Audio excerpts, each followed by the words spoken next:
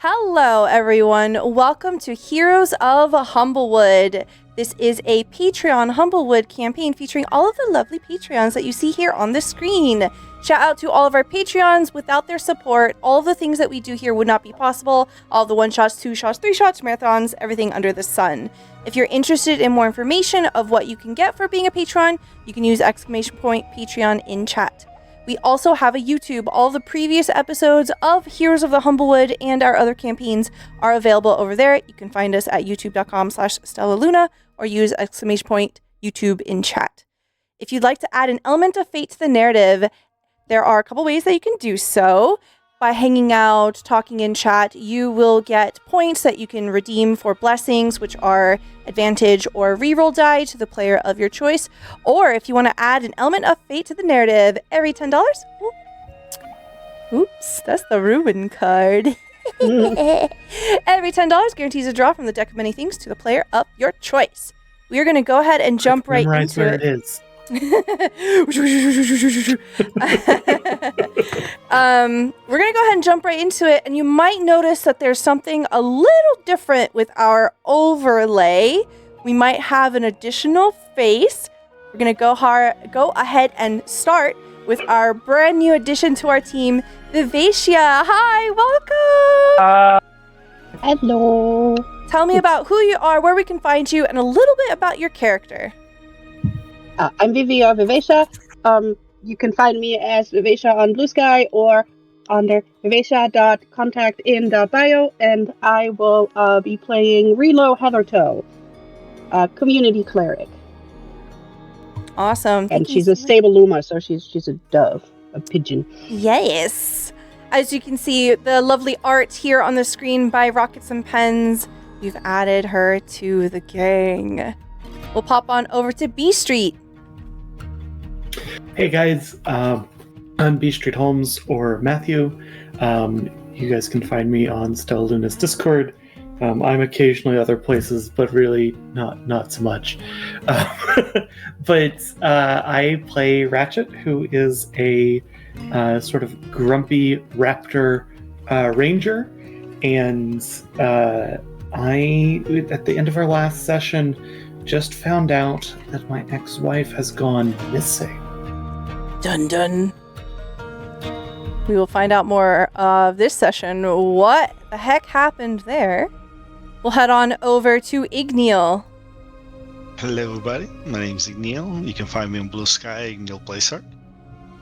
Tonight I'll be playing Alistair Brent, a little gallus evocation wizard with a slight penchant for fire and a big tree made of wood. Yep. Not going to be a problem at all. We're going to pop on over to VertigoCross. Hey, I'm Vertigo, or V. I am occasionally a variety game streamer over on Twitch when things calm down. On tonight's session, I play as Jack Hart, the chaotic but well-meaning secret double, triple Fox Bard agent, who you never quite know what they're up to. Yep. We'll see what Jack's up to this time. And we will now move on over to Zombie Fighter 89. Hello, I am Jacob. I'm Zombie. I'm Z. Or as you to call me. You can find me on Blue Sky at Zombie Fighter 89 as well. And also, I'll post this in the chat as well. I just put the Instagram post because I didn't copy it right. But if you go to that post, I'm posting that as the first published thing I think I have out. But I want to give a shout out to the Pocket Dragon Pub. They are a cool little fun group that I've been brought on to be an editor there. So I've been working. I meant to thank you before game, but we were doing stuff. But yeah, so slowly but surely things are coming out from there. I did one of my, what I think I've done through looking for Mom RPG is I feel like I perfected a really fun way of going about making a short for a game. And so I put it up on there, threw it, gave them, and I'm actually a little proud of that particular edit because I downloaded the wrong video when I started editing it, so I didn't actually get to start to edit that video until like 12:30 in the morning, and at 5 I had it done. So I'm kind of proud of myself. I also didn't sleep well, so I was not happy with myself after that. But yes, if you want to see any of my work, also on Blue Sky, you can go check out my link I've got there of all the different works I've done, including promotional videos for this very channel here that I like to do for our games, because I like to put in a little extra for our fun little games. Thank you very much. Last time on Heroes of Humblewood, we had a couple of different events that we went through. The party essentially made their way back from visiting the bandit stronghold with the intention of trying to fortify some kind of peace with the bandits there. They know that they are just people who are seeking a sanctuary of their own, finding means of sustaining themselves. And so we have come back to Alderheart, the capital of Humblewood, in search of friends and other avenues in order to help them sustain themselves. Of the events that we went through, Leon managed to receive and send a letter to their friend Gizmo, who lives in Pendle Bay. We also had a scene with Jack and Alistair going to the trunk market, essentially maneuvering between the ramshackle tents of refugees that have made their way home here in Alderheart, trying to find Shadow, who our dear Eliza reported missing, along with a couple of magic items. We then ended the session with Ratchet visiting his sister, Esmer, up in the Bows. The Bows are a kind of like better off neighborhood. They are patrolled by guards. They have large, elaborate gardens in front of manicured homes, and it is there that your sister lives. But we pick up the next morning. We are instead in the Bright Market. The Bright Hollows of Lower Alderheart have been sleepless since the bandit attack. Among the busiest locations have been the Green Root Clinic, where healers have been working triage style, low in supplies and tempers high. The air in this clinic smells of crushed mint, damp wood, clean linen, and it is layered over the faint iron tang of treated wounds.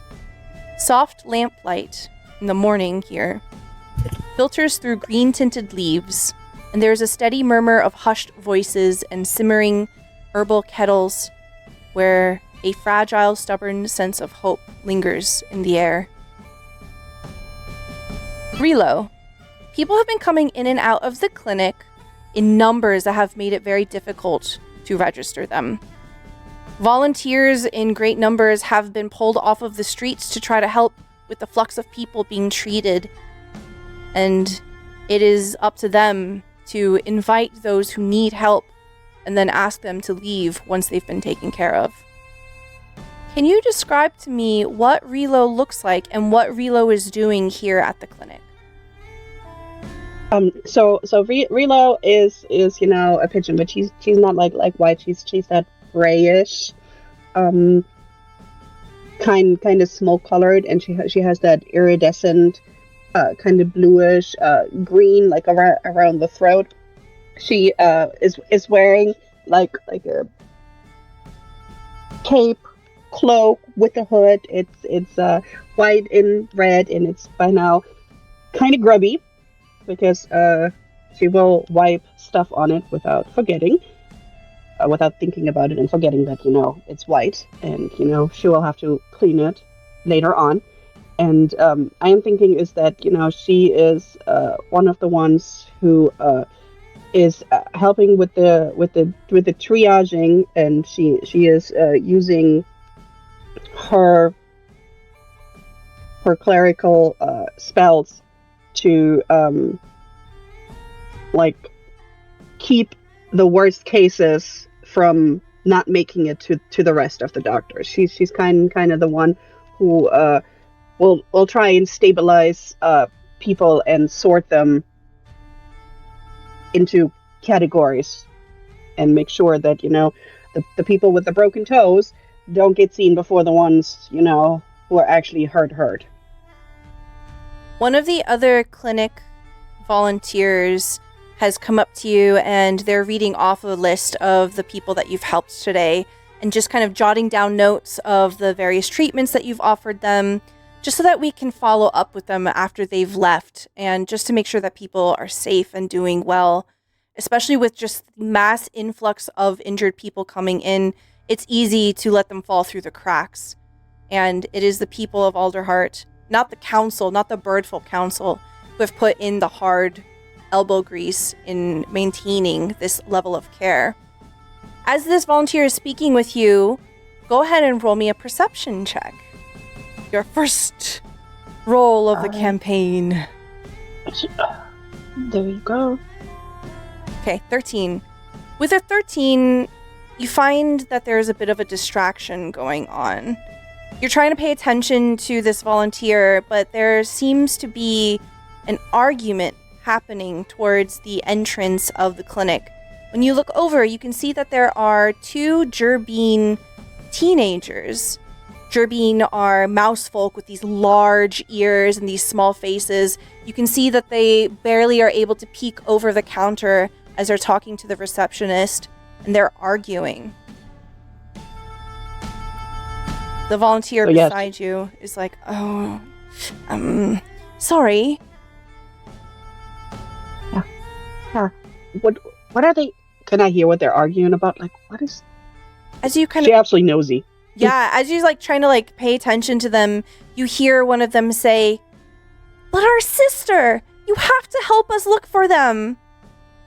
Another one says, "She was knocked unconscious during the bandit attack, and we saw her being taken away. Are you sure she's not on your list?" And she's gonna look at the volunteer, and she's gonna be like, "You know what? Bring that list, and let's double check."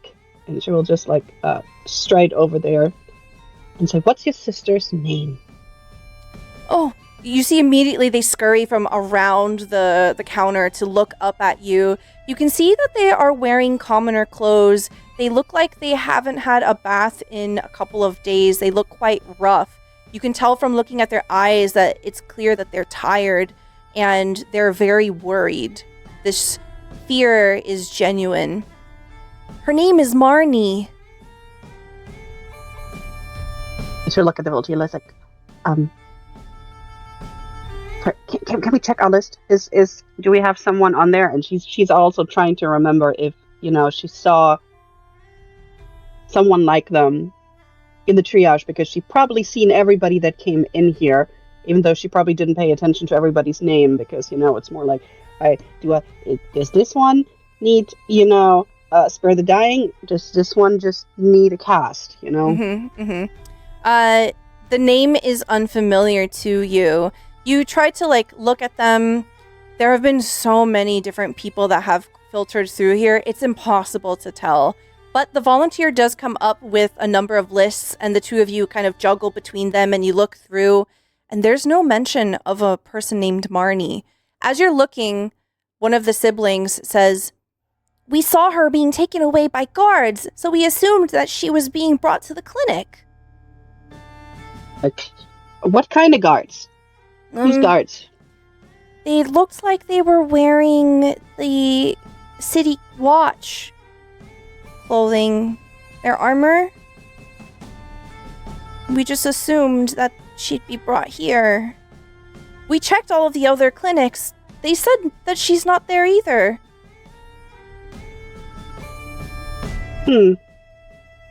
Have you checked in with the guard? Both of their ears perk up and they look at each other and they begin to whisper to each other. "Oh, we should go check out the guard. Maybe the outpost might be able to help us." Yeah, and maybe try and remember what the guards look like, because if you talk to them and say, "Hey, there's these guards, they look like this," maybe they know the names, and you could talk to them and then figure out where they took Marnie. You see one of them kind of like pull out a notebook and just starts writing down everything that you're saying. "Yeah, okay, yeah. We'll try that. Thank you. What is your name?" Oh, my name is Relo Heather Toes. I am so sorry that we couldn't hear you, but I couldn't help you. But I don't think I've seen your sister here. It's like I see everybody that comes in here, you know, through triage, and I don't remember seeing her. I'm so sorry. Well, thank you for helping. We'll come by and let you know if we find her. Yes, absolutely. Please do. And especially if she didn't get to see a doctor yet after she was unconscious, she should definitely do. Even if, she woke up and then let her go or put her somewhere safe, she does need to see a doctor. Okay. And you see the younger one throws her arms around you and she gives you a hug. And then the two of them scurry away and disappear into the street. Yeah, and she was probably like a little, okay, it's just doing my job, but okay. The volunteer eventually comes back up to you and says, Relo, thank you so much for helping. I've heard that people have been going missing all throughout the city, so I hope it's not related. Help they find her. Yeah, it's just, why would they not take her to a clinic? It makes absolutely no sense. Unless she woke up and they just let her go, but still, it's not a safe choice.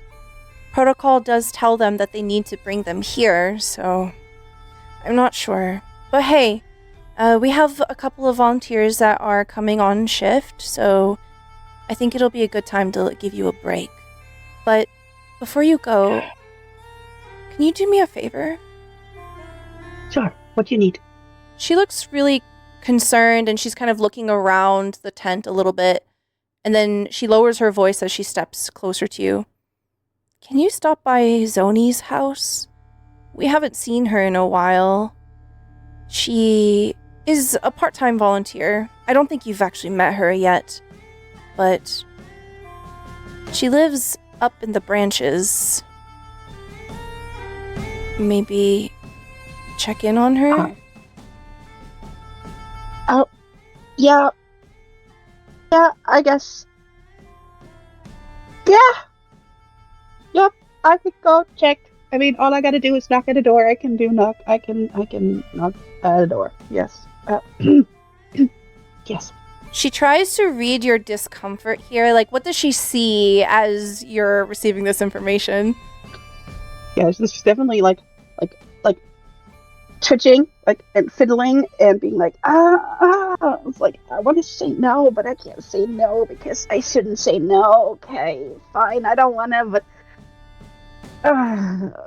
okay, yes, I can do that. Thank you. Tell me again where it is so I won't forget. Of course. And she takes out a piece of parchment. She writes down the address. She folds it and she gives it to you. She'll take it and she'll be like, okay, yep. It should be a quiet walk. You can take the elevator in the heart of the city, or you can take the stairs, whatever's more comfortable. Yeah, let's go. I will see you on my next shift. I'll see you later. I can do this. As you begin to make your way into the heart of Alderheart, you begin to ascend. You can see that all around you, the city is struggling. There are refugee tents everywhere that they can fit in between buildings, in alleyways that end in dead ends. There's a shuffle of hopelessness between these people. Alderheart has been very, very difficult to live in for the last few months. Refugees from all over the Humblewood have come here, and it is because of the fires. The fires have been destroying town after town, and people who are desperate have made their way to Alderheart, hoping that the council can help them. And you know, especially having worked in the clinic, that it's at capacity. It's a miracle that you have supplies still. And it comes from people trying their best to source whatever they can and prioritize it and trying to share. As you're making your way through the city, we are going to shift scenes. And we find next Esmer's house. All of you have been gathered there, summoned by message, leaving Eliza's house, Eliza's store, to come here. Esmer has prepared some light breakfast for everyone. There's root bread, honeyed nuts, berry tea, and there is a somberness to the air. You can tell that something troubling has summoned all of you here, and it is of great urgence. You know that Ratchet and Zoni would not have summoned you unless it was important. Zoni sits down at the dining table, and she kind of brings her feathers up to her temples. Sorry, I keep saying Zoni. I meant Esmer. She says, Zoni is missing. I know that she has been working long hours transcribing council discussions, and she looks a bit shy as she makes eye contact with you, Ratchet. I will admit that we tried to meet at least once every other week. It helped that we worked in similar circles, but I just wanted to make sure that she was okay, you know, after everything.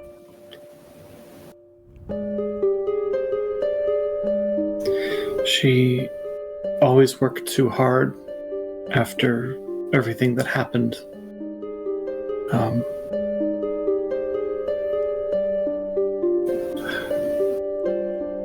No, it didn't work for her and I, but I'm grateful that you kept looking after her and making sure that she was taking care of herself. I knew that I couldn't do that. Yeah. Zoni found a place among work and people, and she tries to put a consoling hand on your arm. When Zoni didn't show up to our meetup, I started to ask around, and I realized that no one had seen her. I haven't had an opportunity to look very deeply other than just asking neighbors and around at work, but maybe the group of you can help? And she looks at everybody else. Do you have any suspicions of what might have happened? I mean, it simply not showing up for work alone is strange for her, but I mean, you know, everyone loved her. Zoni is amazing. I don't know anything.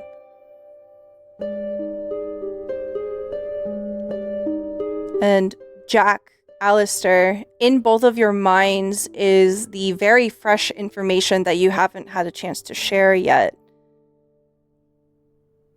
about a certain cult. Jack is going to cast a glance over at Alistair before turning back towards Ratchet. Star gives you a nod. We might have a bit of a lead, but it might be best if you heard it in private.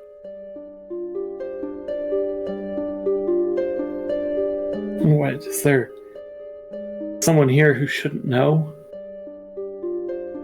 Esmer kind of looks back and forth, and you hear the scrape of her chair as she pushes it back. She begins to stand.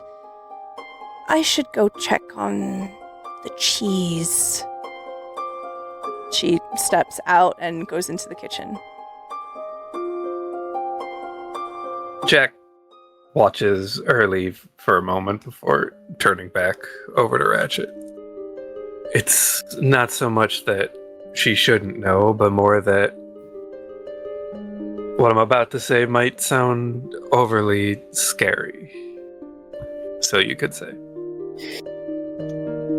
We, in our investigation, have heard rumors of a cult brewing. Cult in Alderheart? Under.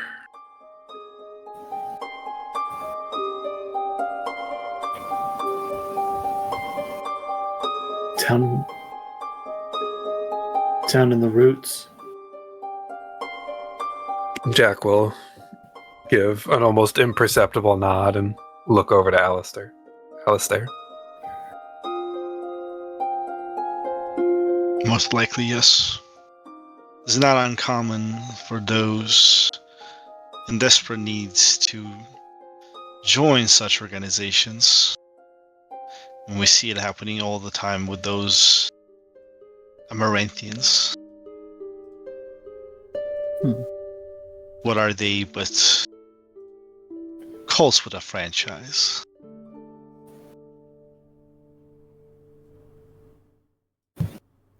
Now, we obviously don't know for sure, and there's no direct connection. It's just the word itself brings suspicion, and I didn't want to lead with fear-mongering.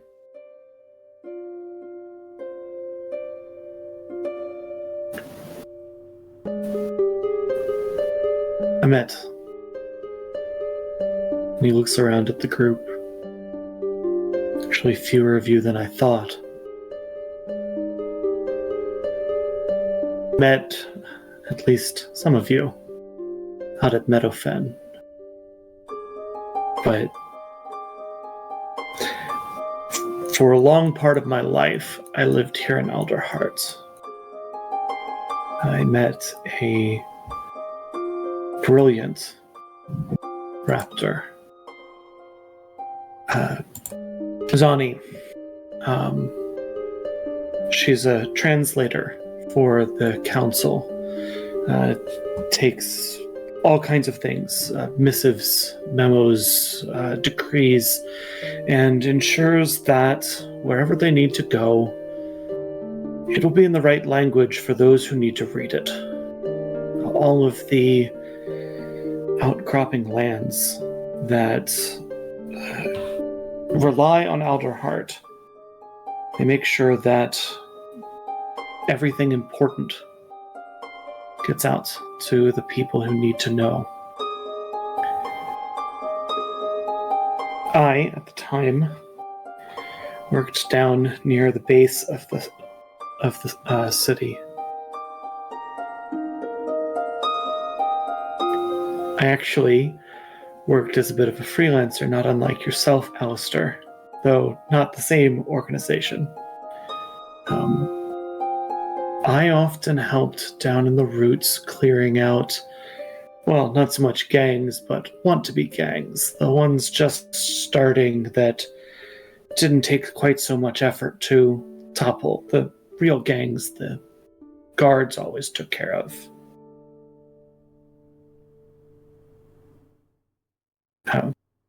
As tends to happen, Zoni and I found ourselves with a child, and thrilled.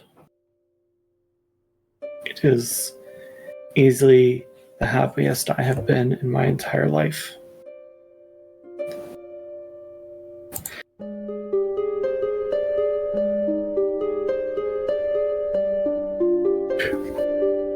One evening, our home, I don't even know how it made it into the city, much less to our place unnoticed. Burning snake burst from our floors.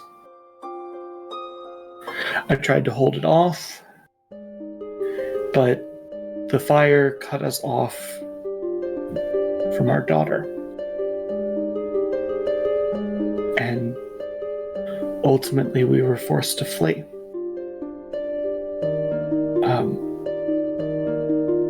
It's about here that you hear the floor kind of creak as Esmer lingers in the doorway. She takes heavy, slow steps back into the dining room. And there is a metallic sound as she puts down a key and slides it over to Ratchet. And you recognize this. It's the key to what was once your house.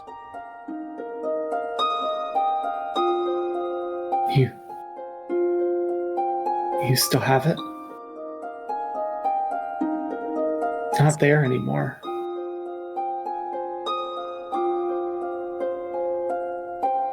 Oh. Oh. She seems to realize something. Zoni kept the same keys. This is the key to her new house.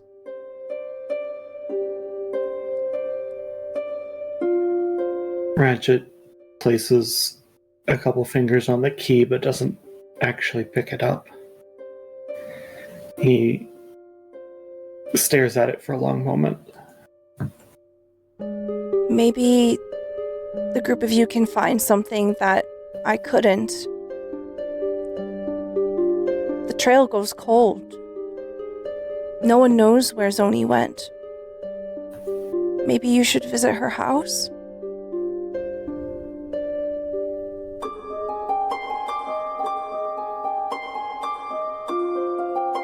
There's a definite hesitation from Ratchet.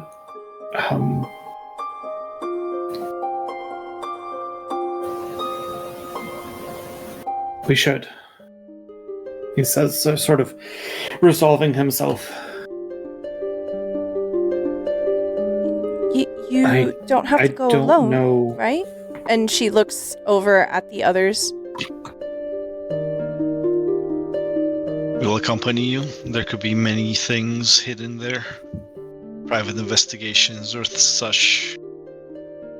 Especially if she's transcribing those council meetings. Maybe there's some information regarding those. Maybe there's some mentions of the Skuld locations. Anything we can find. We should make haste. Every hour, every moment that we linger longer decreases the chance of at least people potentially being still alive. If there more than one has been kidnapped. Cults often end up doing more unsavory things to whatever their objects of worship are, to say the least.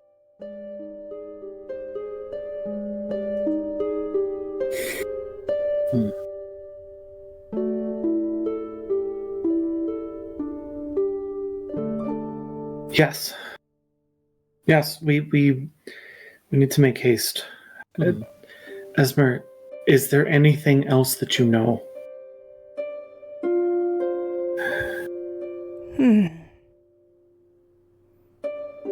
I don't know if it's related, but I have noticed discrepancies in council shipping manifests. Interesting. It could not be related. I'm not sure. Are they related to a specific councilman? Not that I could tell. But it had I to don't know do how often with she would supplies. transcribe. Sorry, go ahead. It had to do with supplies that were distributed by the council. I don't know how often Zani would have transcribed manifests, though she might. Swear to all the Amaranthine, if the council got her taken. She puts up her hands and she says, I don't think that the council would do that, right? Zoni is indispensable to I mean, them. if her work, if it is because of something that they were up to that she got taken, Not that they would have been behind it, but rather that something they were doing got her caught up. Yes, I suppose so. Okay, this is my problem to resolve, and I would understand if any one of you had other business to attend to, but I would consider it a personal gratitude to any of you who would be willing to help me resolve this. I've had enough time with each of you in our adventures thus far to know that you are quite skilled at both resolving problems and restraining yourself when it is not called for. It would mean a great deal if you would help me with this. I got everything I needed to resolve here, sending the note, and since I was here when you first received the news with you, I feel like I should go with you. I want to go. I want to help with this.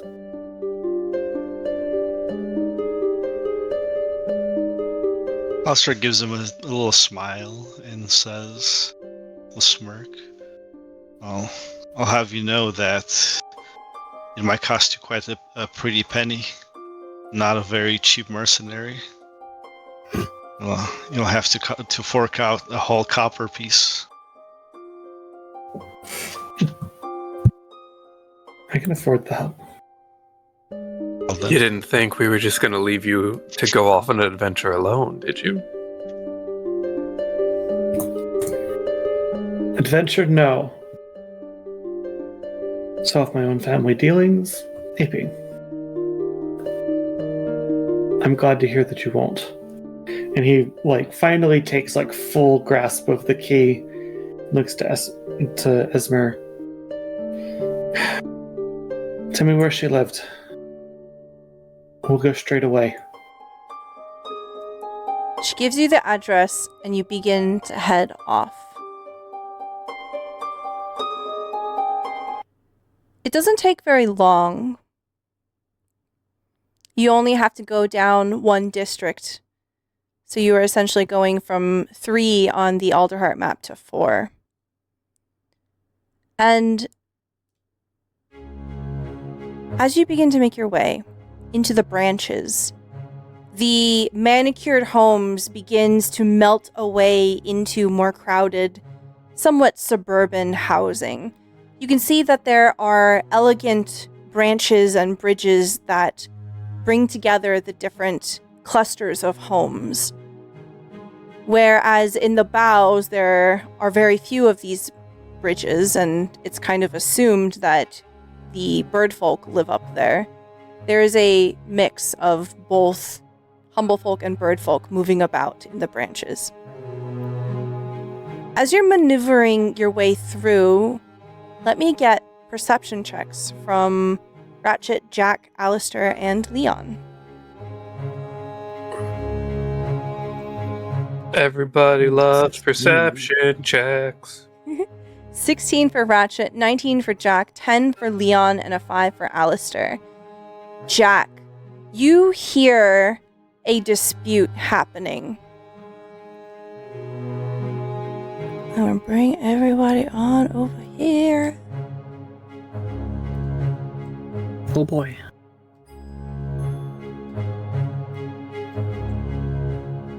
Everybody knows when you go to a special map, everything's fine. Everything's fine. What do you mean you released the Trog? So, Jack, you're That the mushroom first again? to hear that there is a dispute happening towards... You see that there are 2 of these bridges, these branches that go into a lower platform. And towards the other end of this circular platform, there is a Luma dressed in a white grubby robe with red accents that seems to be in the middle of being harassed by a guard. Relo, go ahead and roll me an insight check for me. All right. Wow, natural 20, 26. Oh, +6. Fantastic. Amazing. Okay, Relo. So you're where all our 20s went. Relo, you have the address clutched in your hand, and you know that it's not going to be very long before you finally get to Zoni's house, but you have come across an insufferable guard. This guard insists that there's some kind of toll that needs to be paid, something about helping repairs in the city, and this part of Alderheart didn't get so badly affected by the bandit attack, so obviously people need to help trickle the money down, blah, blah, blah. Everything about this person, your senses just screams that there's just something incredibly wrong with them. When you look at them, you can tell that the guard clothes that this individual is wearing is very ill-fitted. It looks almost as if they're not meant for this person. So, Jack hears, "I must insist. 5 gold. If you want to pass. Otherwise, you'll just have to leave." She probably... I'm here. I still exist. She probably just like yanked out her holy symbol of what was she called? A Hanera, which is that bird with the planes in her tail feathers, and she probably has raised her voice because she's tired. She doesn't want to be up here. She is anxious and scared, and she's full-throated yelling at this dude. "I am a healer, and you're trying to like rob me of the money that I would spend on other people's bandages. And if you get hurt, who's gonna heal you?" And just like in his face, like, "Who are you? And why do you look like you stole somebody's guard uniform? This is disgusting. Can you not even wash your clothes?" Completely ignoring that she's dirty as hell. Just yelling at this guard, like thinking, "What is he doing?" Mm-hmm. And Jack, you hear exactly this exchange.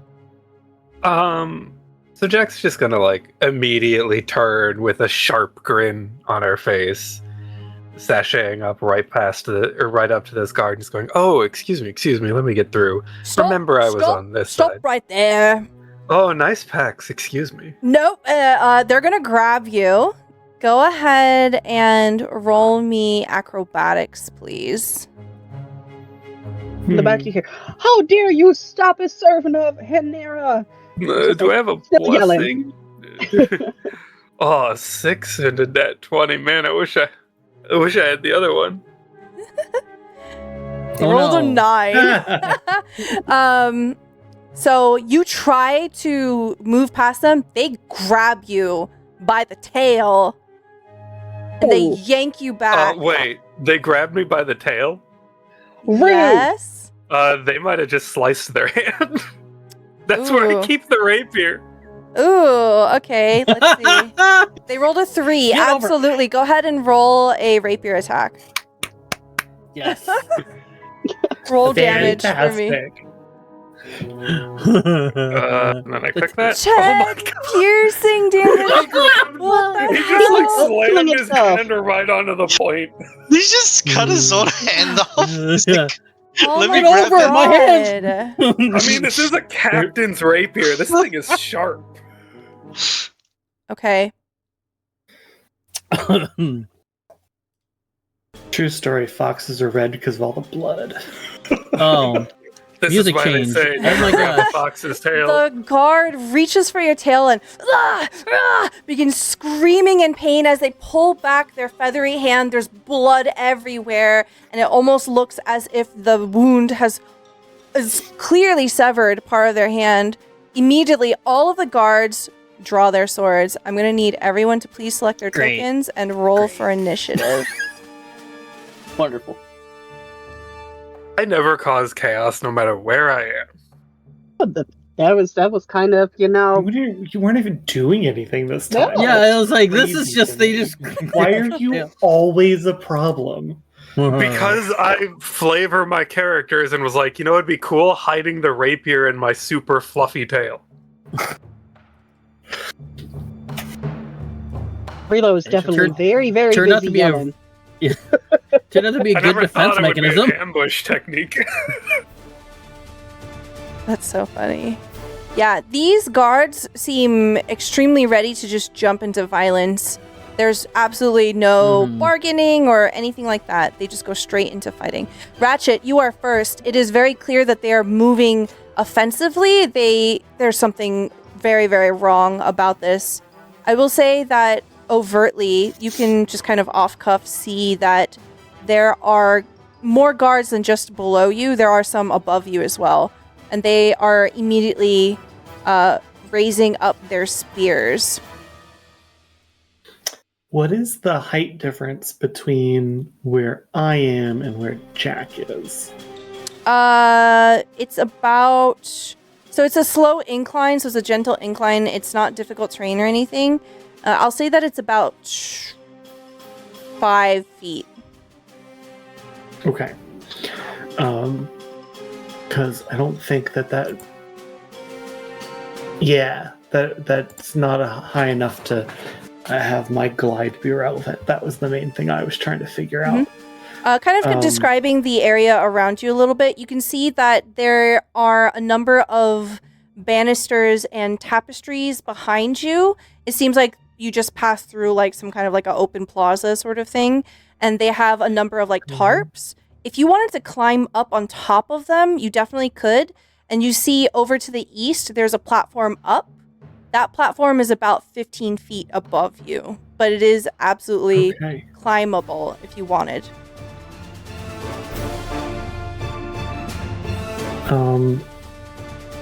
I am going to...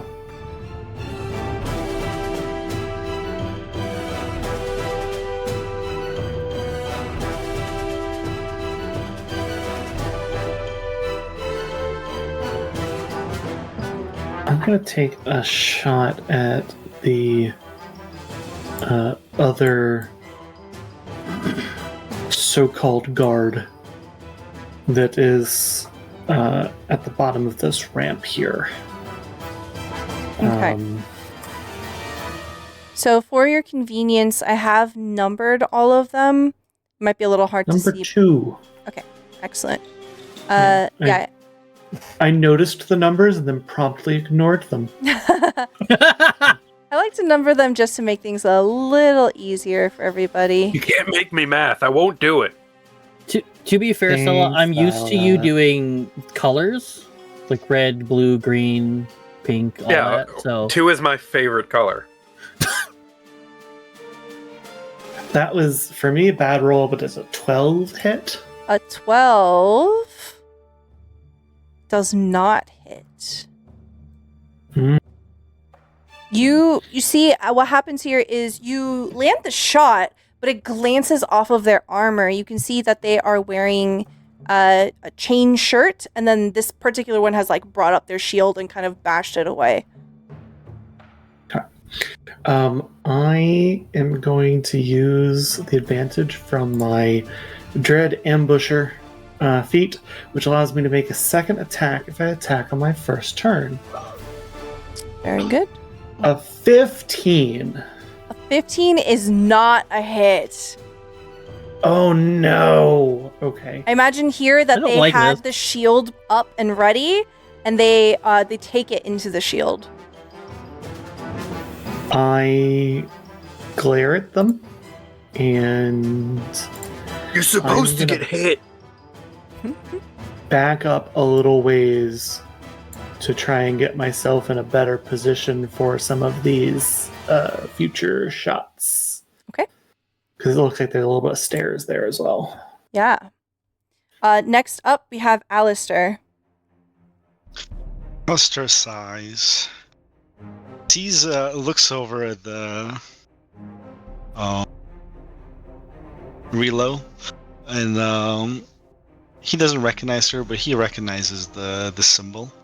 He has seen it in the Gallus community quite often, as she follows the patron of the Gallus. And he'll step forward. Now. Did nobody teach you all not to raise a sword against a lady? As he'll use the bonus action feature to jump over. Believe I can hop 15 feet. Mm-hmm. Here is the symbol that you're all able to see. Holy symbol.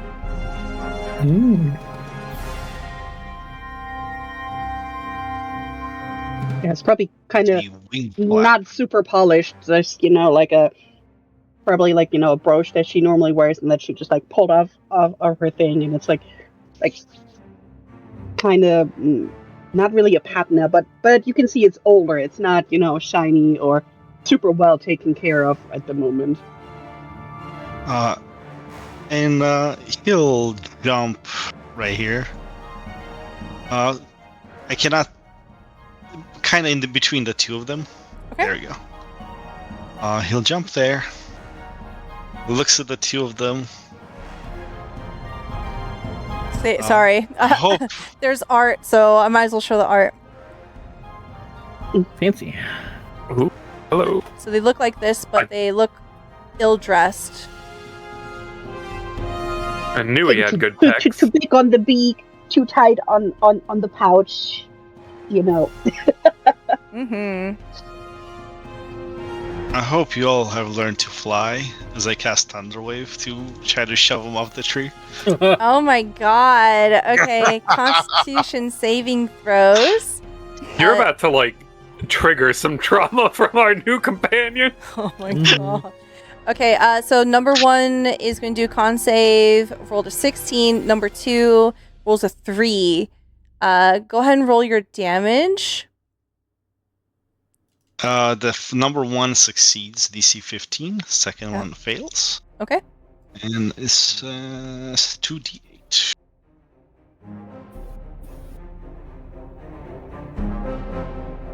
Ten thunder damage. Okay. You see this individual goes flying off, and they go low, down, down, down. They disappear. This individual here manages to stay put. They take you see the thunder damage as it crackles over their armor. It breaks the shield completely, and they drop down to a knee. They are prone, but they are still alive.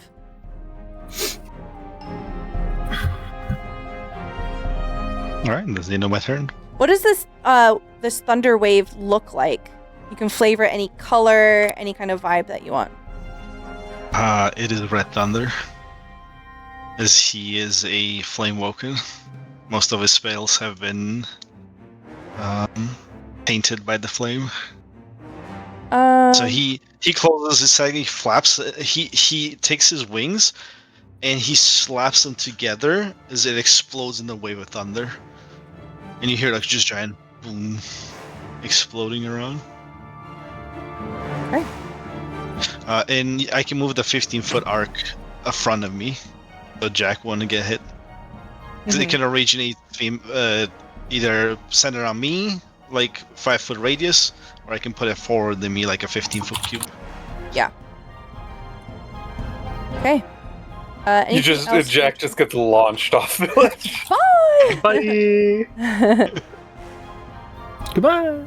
Anything else for you? Just keep reducing. Eventually, the fall won't matter. Okay, Jack, it is your turn. Right. I don't really want to spend spell slots, so I'm just gonna. Isn't it an attack of opportunity to equip something in melee? No. All right. Well, and I'm gonna. You need to pull something from your bag. It is a bonus action, or it depends. So I was just gonna tell me grab what you want to rapier. do. Oh no, you can do that as a free action. That's fine. Then I will take a strike. Does a 22 hit? Absolutely, it hits. All right. So with a twirl, just like a nice little pirouette, Jack finishes the spin with the rapier in hand and just smacks them in the head with the pommel of the rapier, trying to knock them out. Okay. 8 piercing damage. This person goes unconscious, but they are still alive. And then 5, 20. And I'm just gonna go right behind this guy to be intimidating. Okay. That'll be my turn. Right. Relo, it is your turn. You probably wouldn't even have much realized what's going on back there because she was way too busy, like, screaming at the dude. But, the moment, I guess, he pulled his weapon, that's when... I'm thinking since, she just came from her thing, she won't have, like her hammer or something, but maybe she carries, like, a walking stick for when she's really tired. A defense cudgel? Yeah. It's probably would count like a mace, but it's probably just like a stick that helps her walk, I'm guessing. And but I'm thinking she probably would use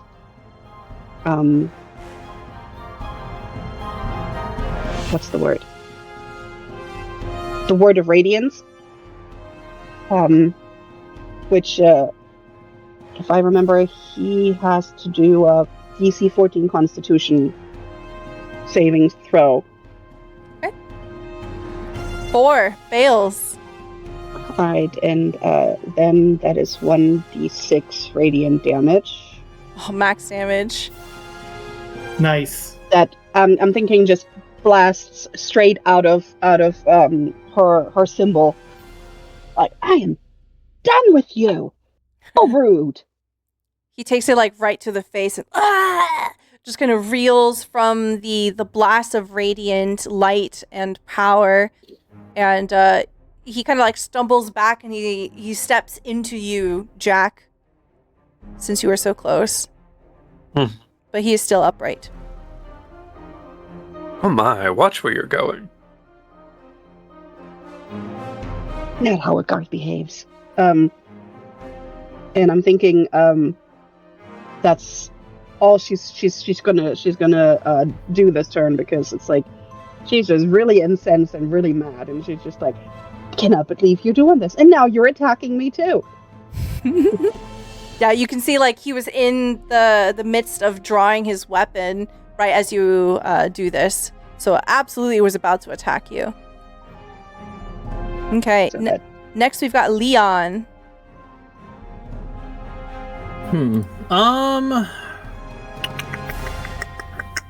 Yep. There's not really much I see really to do. I see that these two kind of got taken care of. So what I'm probably going to do is do I think this would be 30 from where I am, right here. Okay. And then I'm just going to hold an action. It's going to be an unarmed strike, but I'm going to hold an action for when either more guards show up or I see more people messing with everyone. Because it seems like it's now 4-on-1, and I really don't know if... I can't really run over there and do anything right now anyway, but I want to kind of do more of defensive in case someone's trying to come and go, hey, what are you doing here? And then whop. That kind of thing. Did you want to like hold your action for like if someone comes into... Yeah, that's what I mean. Yeah, hold an action for when someone shows up. I can just clothesline the back of their head or something. Okay. So when you hold an action, you have to be very specific. For example, like if someone comes into range, I'll hit them with a ranged attack, or if they come into melee range, I'll hit them with a melee attack. Yeah, if they come within melee range, I'll hit a melee attack. Okay, fantastic.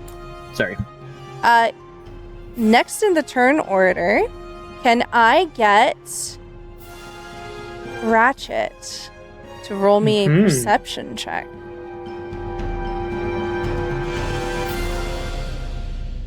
An 11. Okay. You don't hear them coming.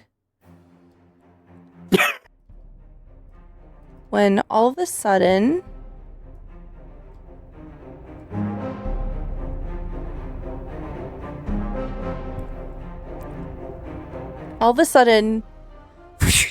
something moves very quickly behind you. 22 is a hit. Absolutely, that's a hit.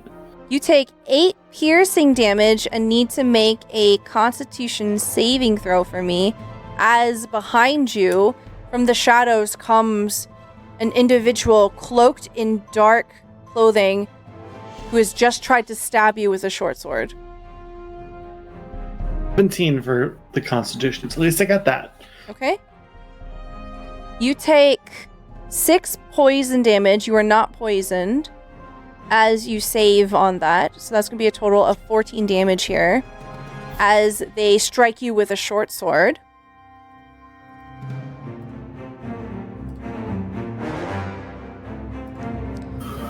And then they bring up in their offhand dagger.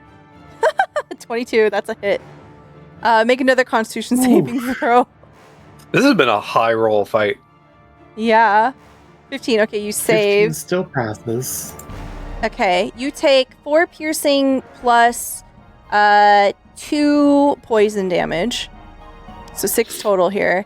As they follow up with a quick, swift follow-up attack of their blade here. It seems that you are not alone. Next in the turn order... That was like almost fully half my health. If only we had healers. Welcome to my world. If only this was a debut opportunity for the new cleric. You see that there is a birdfolk guard that has just run up. So this is about 15 feet above you. They come here, and then towards Leon, they are going to try to throw their spear at you. At me? Yeah, at you. 11? I don't think so. Nope. Okay, you hear a thunk as a spear impales into the ground next to your foot. That's not nice. I'm gonna need you guys to hear better.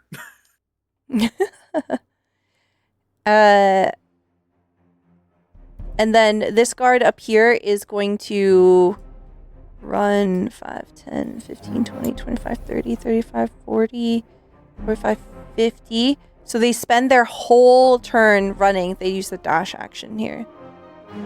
Ratchet, it is now your turn. Okay.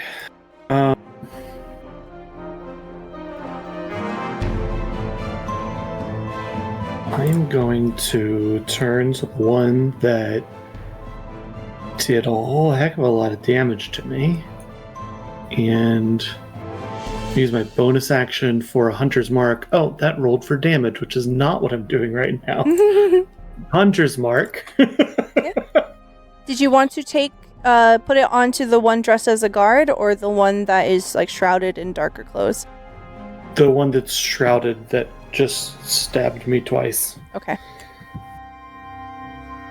What does this Hunter's Mark look like as you put it on them? This is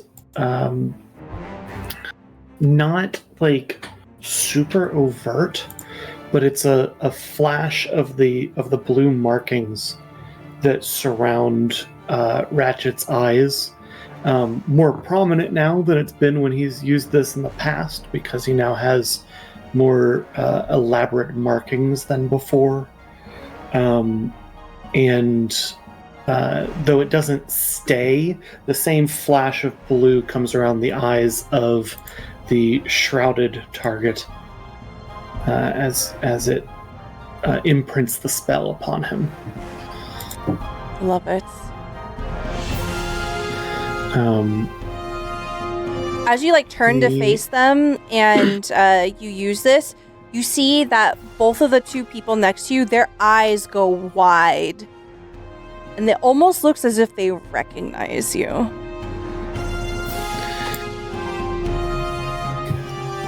I'm going to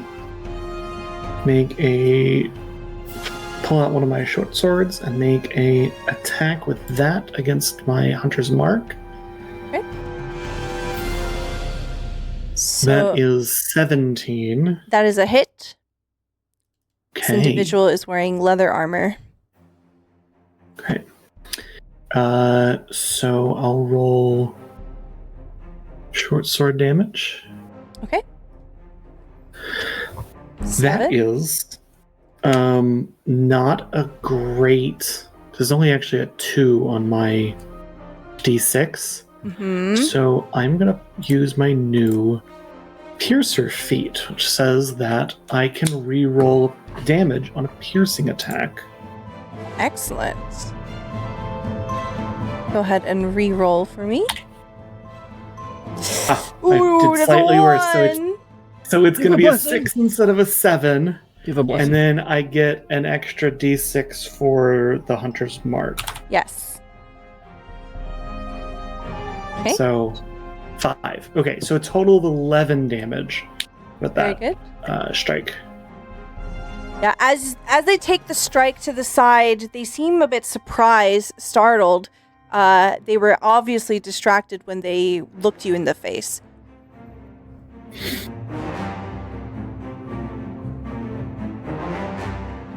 Anything else for you? I don't think so. I think he's happy here with his 2 opponents, and now that he knows they're there. Okay. Alistair, it is now your turn.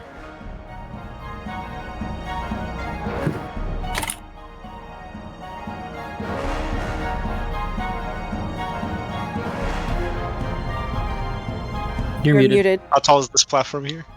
15 feet. Bum, bum, bum, bum, bum. Bonus action, jump 15 feet, have movement. Yeah. Bum, bum, bum, bum. Another wave. Bum, ba-da-dum, bum. I'm trying to shoot him down, get him down there. Are you trying to shove him into the hole? Yeah, I'm trying to yeet him down. Yeah. Oh, with Off the another tree. thunder wave? Okay, fantastic. All right, he has to make a constitution saving throw. He rolled a 12, which is a fail. Go ahead and roll damage. Fail.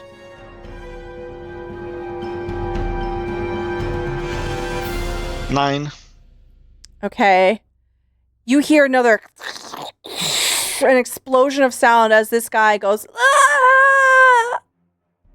and disappears. And I believe I was like here, right? Yeah. Let me see how much movement that was. 10 feet. And then 20 feet. I have a gliding feature, so I'm gonna jump and glide. Uh-huh. And land, 3-point land behind Leon. I love it. And I look at the other 2. You're next. Yeah, you look up towards the platform where Ratchet is, and Ratchet does not seem to be doing good up there. I imagine that, like, Ratchet has, since he's now turned to face his attacker, you can clearly see on the back of his armor there's 2 like small piercings and blood coming out of it. Like, he's just turned the wounds directly to the rest of the party. Hey, Ratchet, that doesn't look too good. What'd you fall onto? Next is Jack's turn. Let's see. What do I want to do? There's a guy in front of me. Yes, there is.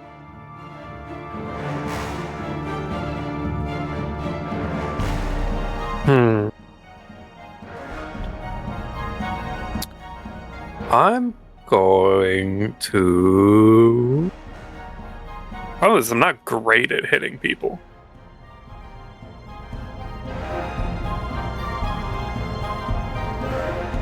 Well,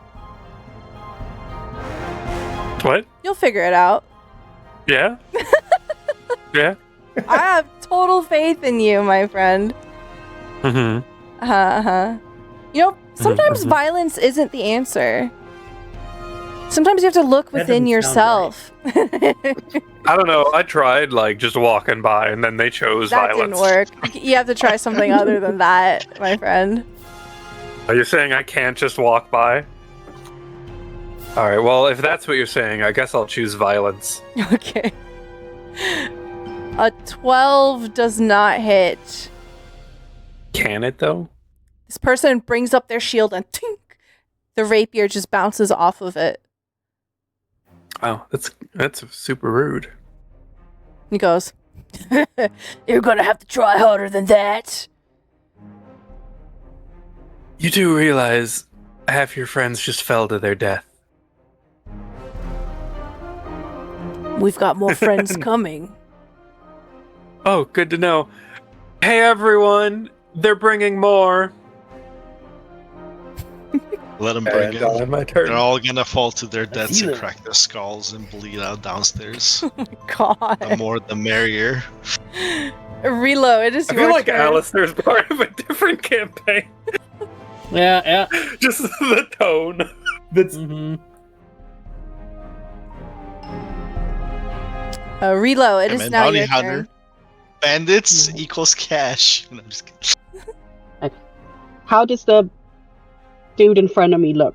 Like, He how looks hard messed did up. we hurt him? Yeah, he looks pretty messed up. You can see that the radiant damage has burned away some of his feathers on his face. It looks kind of like cooked. There's like a smear here.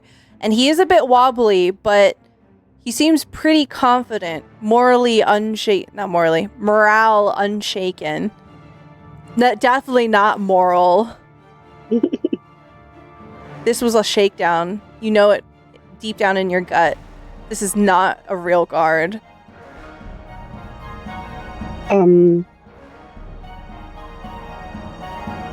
Okay, I do have spiritual weapon, but well, that.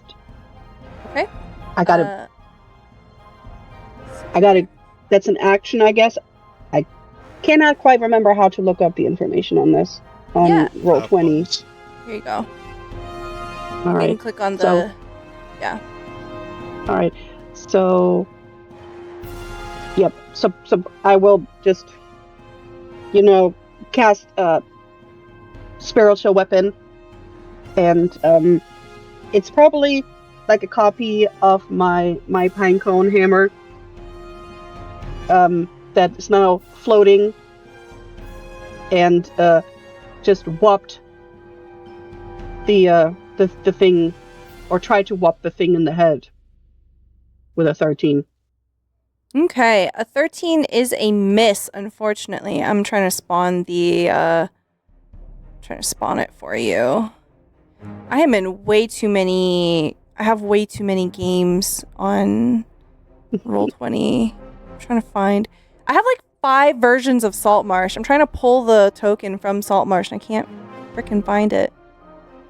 You just need the rock, the classic token.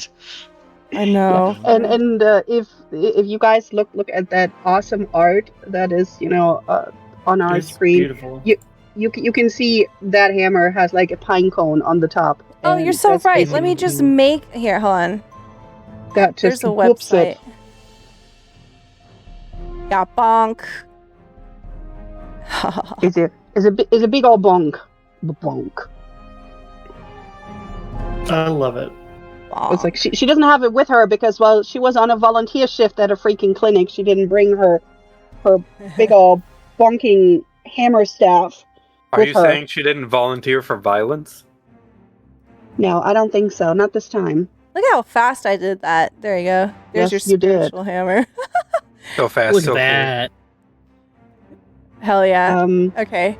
Yeah. As it swings through the air, he brings up his shield and he bonks it away. Oh, actually, dang it, too late because we already had that. Because I actually have, as that Sable Luma, I actually have that that fated thing where I can re-roll something. Oh, use it. But No. That's totally fine. I'm supposed to do that after I roll, but before the outcome. But I can just re-roll. No, go ahead. I can do it once. So we're just gonna do it once and try and remember it next time. Yeah. Go for it. Yeah, that did not help whatsoever. Ooh, that was a 1. Yeah. Sorry. No, she tried, but it just misses the dude. Mm-hmm. But now there's a spectral pinecone warhammer It's true. Okay. So that's cool enough, I guess. Leon, it is now your turn. So what you can see... Go ahead. That's an action, though. That's not a bonus action, right? The bonus action. spiritual weapon's a bonus action. Yeah, spiritual weapon's a bonus Very action. nice. Oh, so And so that I concentration is so nice. Mm-hmm. right, so you still have I your can still action. whoop him. Yeah, Alright, absolutely. So I'm she probably then will try and just whip him with that walking stick she's carrying. Yeah! Just like a 15, unfortunately, is a miss. He, like, wheels It wasn't- around. It's just like you guys just see first there's a spectral hammer, and then she's just like trying to whoop him with a walking stick, still screaming, "So rude! I can't believe you're being so rude! What is wrong with you?" What is wrong with you? I love it. Leon, so what you see is there's a commotion down towards the end of the ramp here, and then up above, you can see very clearly that 2 people have descended upon your dear friend Ratchet. Mm-hmm. And Ratchet is bleeding. So, I think it's 30 feet. Okay. I can get like here at 30. Yes. Here. Get about here. Either box, I guess, yeah. From where I was, I think. Right? Aha! Alright, I can still do an action, right? Even though Yes. I use all of my running. Okay, cool. I thought Yep, so. you're fine. So I think what I want to do then is I'm going to spice it as he is running, right? He's building momentum. He's sort of just like a jump up, and he's going to do a clothesline right at number 5. Okay. Go ahead Gonna be and my roll an unarmed attack. strike, no weapon. 5. 25's a hit. Roll some damage. There we go. Oh my god. 11. Oh my god, Yes! dude. Dude, okay, can I like Fantastic. That's can I crazy. now that I've taken it out, can I spice this a little bit Yeah. more? Okay, so he jumps up, right? He does the clothesline, and he does like he just knocks him down. His face hits the floor, just flattens him out. Does a roll, kind of stands up and goes, "Who is next?" And he just like all happy. Oh my god. So actually, with Ratchet, the roll, you he would hear be a over here. thunk as Leon just kind of like lands next to you and then just hits this guy and he just folds like wet laundry. I like to think that at this point in our adventures, he knows what Leon sounds like landing. I love it. Like, I know exactly what that sound is. That sounds like 2 tons of wolf. Looks over. Oh, it's the good landing. Okay. Nice. Anything else for you? I don't think I've got any bonus actions.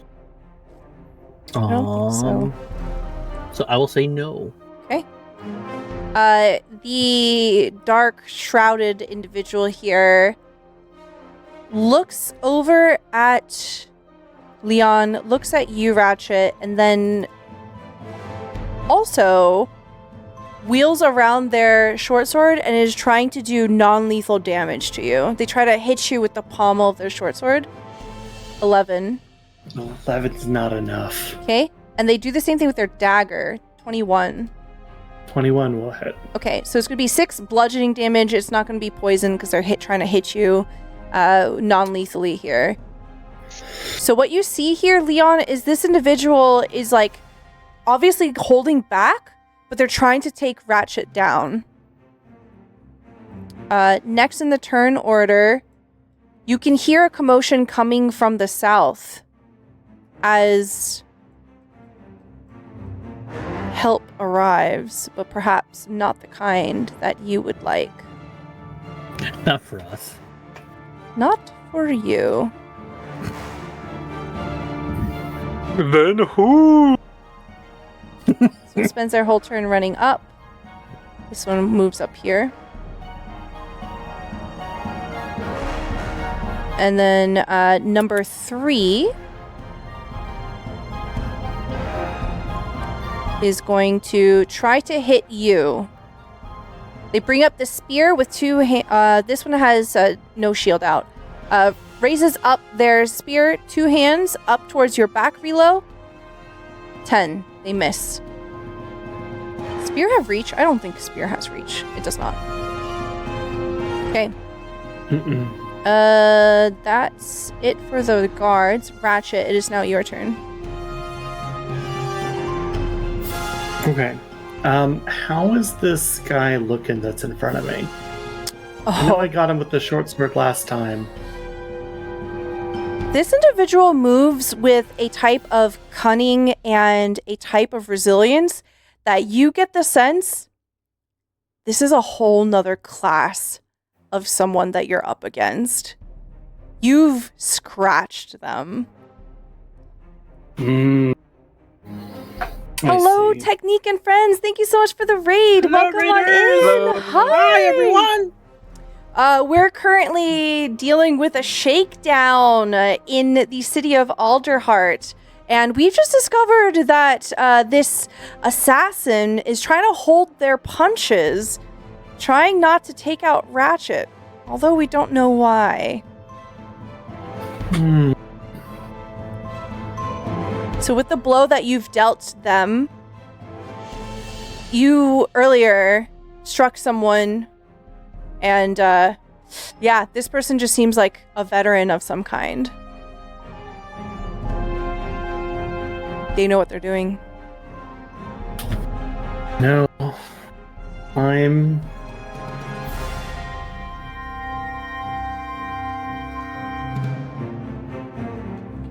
trying to decide if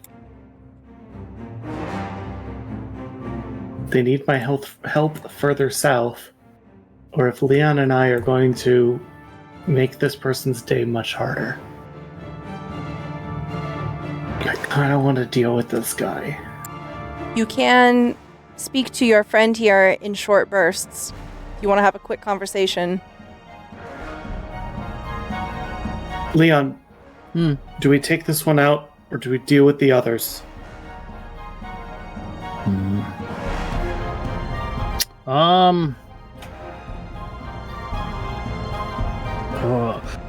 Well, I think. Well, how does this one look? I guess. And taking a glance at it, does it look like it's still barely hurt? Barely scratched. Barely. I thought so. Okay.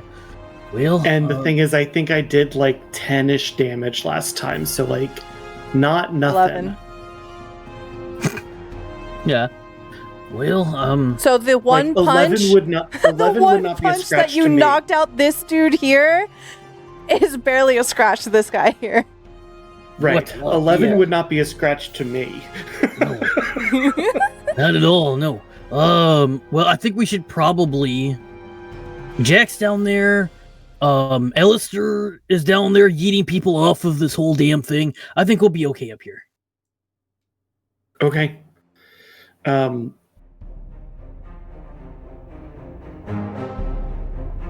am going to pivot just a little bit around this guy. Yep. And use that to mask some of my movement as I go to take another swing at him. Mm-hmm. I have a pocket 20, and I want to use it for a crit on him. Okay, fantastic. So we have two options here. You can either roll twice the amount of dice, or you can just double your dice. Double your result. I am specifically going to roll the dice because the way that my piercer feat works, I can re-roll one of the dice. Gotcha. If I want to, and I feel it's unfair to have one die and just, sure, let's see if I can get a 6 out of it. Okay, so go ahead and roll 2 attacks. We'll add all of the dice together, and then we'll add your modifier. Okay. As you burn your natural 20. That is 1 attack. That is a second attack. Okay, so that's going to be 8 plus 5 is going to be 13. You do 13. With Piercer, when I score a critical hit, I can roll an additional damage die when determining the extra piercing damage they take. Mm-hmm. So that is a d6. Another d6 for a 6. So that's, you said 13, 19 damage here. Wow, that's really good. And he's still my hunter's mark. He's going to take another 5. 18 total. Okay. With Hunter's Mark, I'm pretty sure that it's also doubled. With a crit, maybe? I always I'm trying to forget. remember if Hold we on. did that. I think we did. I'm fairly positive you double Hunter's Mark too. I'm pretty sure it yeah, doubles. I think we did Yeah, on. it Yeah, I doubles. think we did. So that's going to be an additional 10 damage. Okay. Okay, so this guy went from looking like he doesn't have a scratch on him to looking fucked up. Okay. This was what it was. It was like, I can burn a crit if we feel like that's the way to go here. So describe to me what this looks like as you make this guy bleed profusely. He looks very wobbly, but he's still up. So as he comes across, he's going to raise his bow. His claws come out and he pulls across as a distraction. And then with a reverse grip on the short sword, slashes at the chest.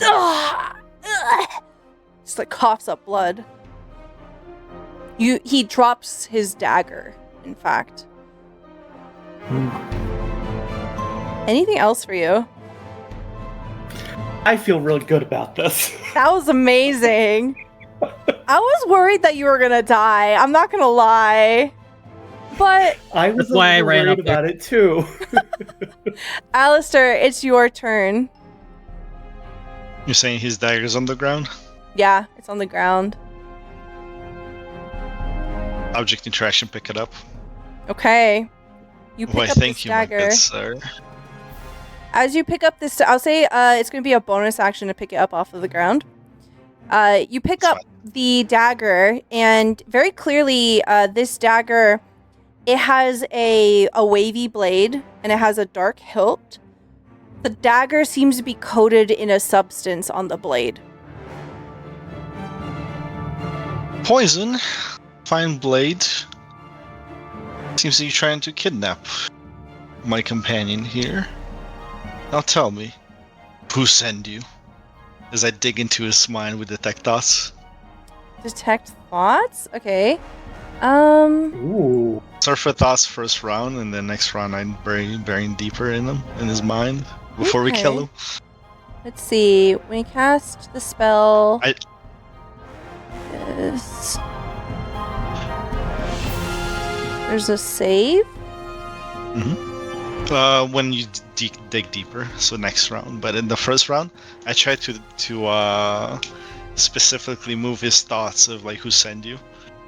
Okay. So his surface thoughts change first, like pop first in his mind. Yeah. So what you get is an image of a silver feather. That's all you're able to pick up. All right. That's round one. That's the end of my turn. Jack, it is now your turn. You see that there's a line of friends queuing up behind this new person. Yeah, there's a little bit of a conga line, huh? Mm-hmm.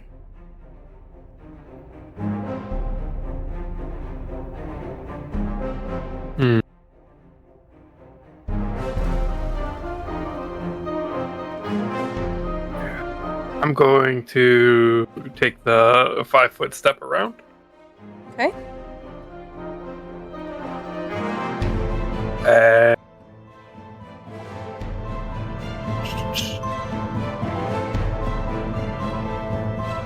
Casting spells in melee, if you don't have a feat, however, gives the attack of opportunity, right?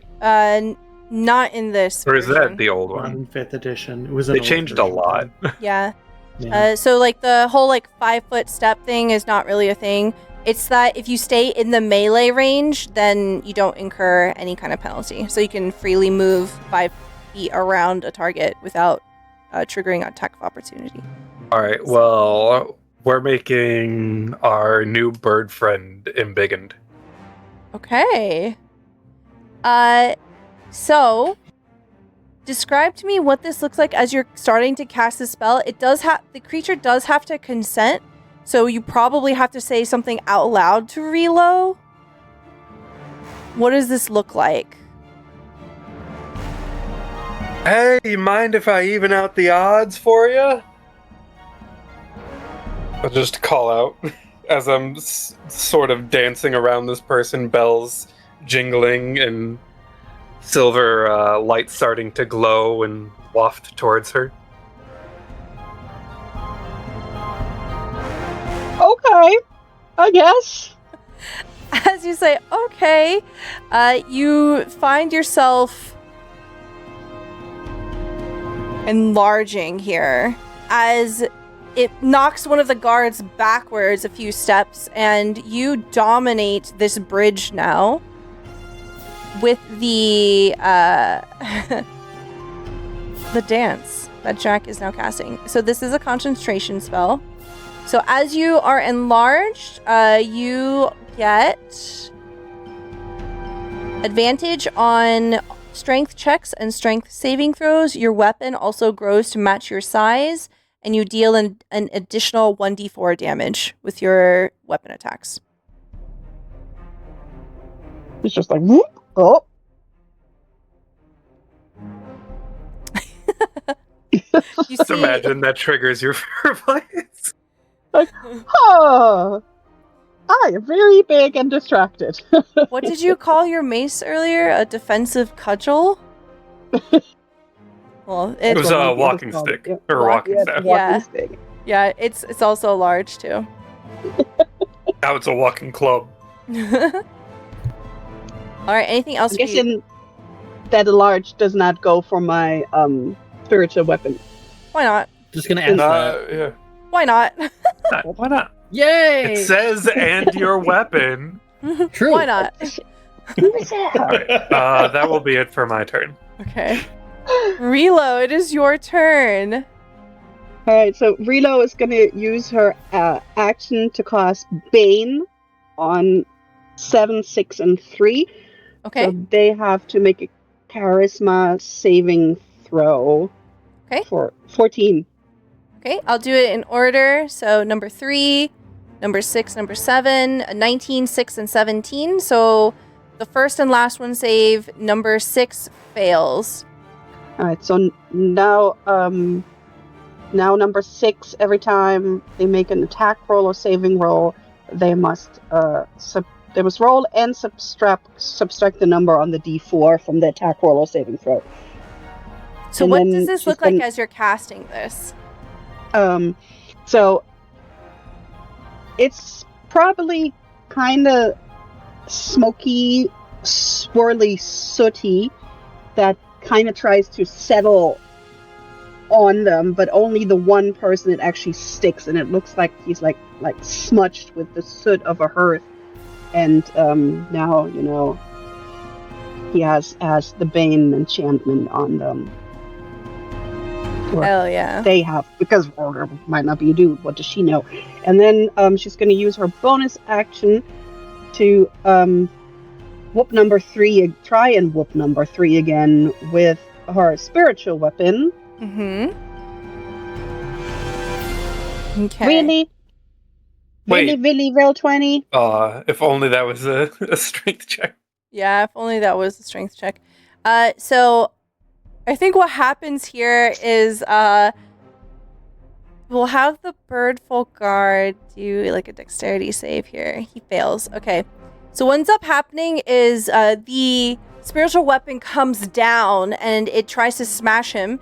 He tries to move out of the way here, but he ends up instead failing and he just kind of slips and falls. So now he's prone.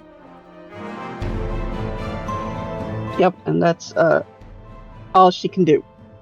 Okay. Leon, it is now your turn. Sweet. Leon goes, "Will, Alistair, see that you're here. Don't know if I need to help out anymore. Seems like looks like there's a bit of a line down there." And you will see Alistair then click his heels. As he clicks his You mean heels... Leon? Who'd I say? You said You said Alice. You'll Alistair. I then was like, see Leon Alistair Sorry. stick clicks his Alistair's heel. Sorry. Grabs him. Clunk, clunk. Yeah, clunk, clunk. Leon will indeed click his heels because he has boots of speed, which I can use as I have this for a bonus action, but I didn't really need to use it. It doubles my walking speed. So my walking speed is at 30. So it puts it up to 60, which would put me, if I did all the math right, puts me right, 55 puts me right by that guy who just fell down. Nice. So I'm going to go all the way. Actually, they'll give me 5x so I could actually do the thing I want to do.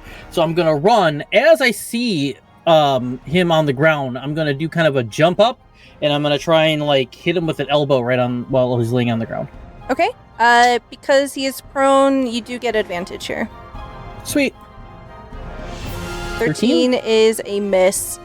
No. I think he happens to just roll on his side right as you try to bring it down, and you just bounce off of his armor. Yeah. Damn. Ugh. He's still... Ugh. You hear impact. Yeah, this not the good one. We're at level 4. So we don't do 2 turns yet, do we? You do not have 2 attacks, no. No, okay. You do, as a fighter, though, have Action surge. action surge. Oh, but that's right. You I can forgot only about that. use it once per short or long rest. I think, you know what? I think I'm gonna hold on to that. Okay. Oh yeah, that's for gaining hit points. Never mind. Yeah. No, I'm gonna hold off on that. All right. It is now the assassin's turn. The assassin will try again. Non-lethal. 21. That's a hit. 6 bludgeoning damage to you, Ratchet. Dagger attack. 15.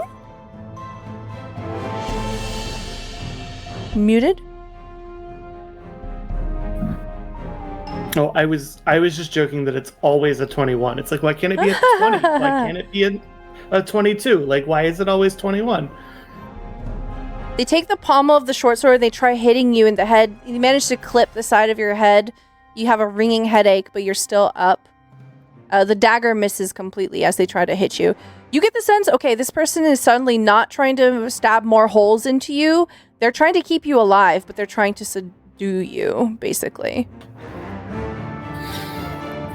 All right. Next in the turn order, we go back down here. The individual in front of Leon stands up and has so many options here. Great. Is going to try to hit Leon. You see that they bring up... This one had a shield, so they have a one-handed spear. 19. That's a hit. Unfortunately. You take 7 piercing damage as they come up and stab the spear up into your gut. Ow. Bouncing off of your armor. And then... It's my guts. we'll go to number 6. This one is the one that's hexed. Is going to try to hit Relo. This one has a spear in 2 hands. 22 minus... Do we do a d4 on the attack or the damage?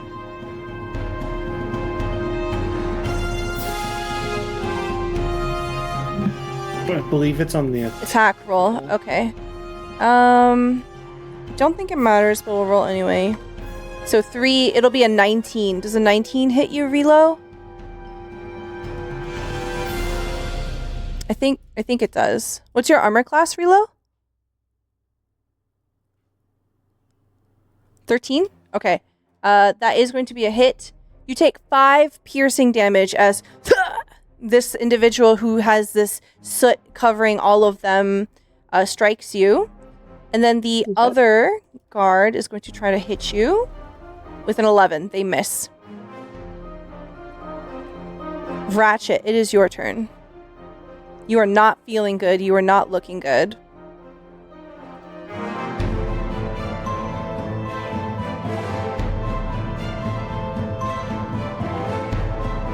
Sorry, I was muted again. I'm going to take another bonus action to cast a spell. This time, Zephyr Strike. Okay. Which is going to drop the Hunter's Mark on the assassin. Okay.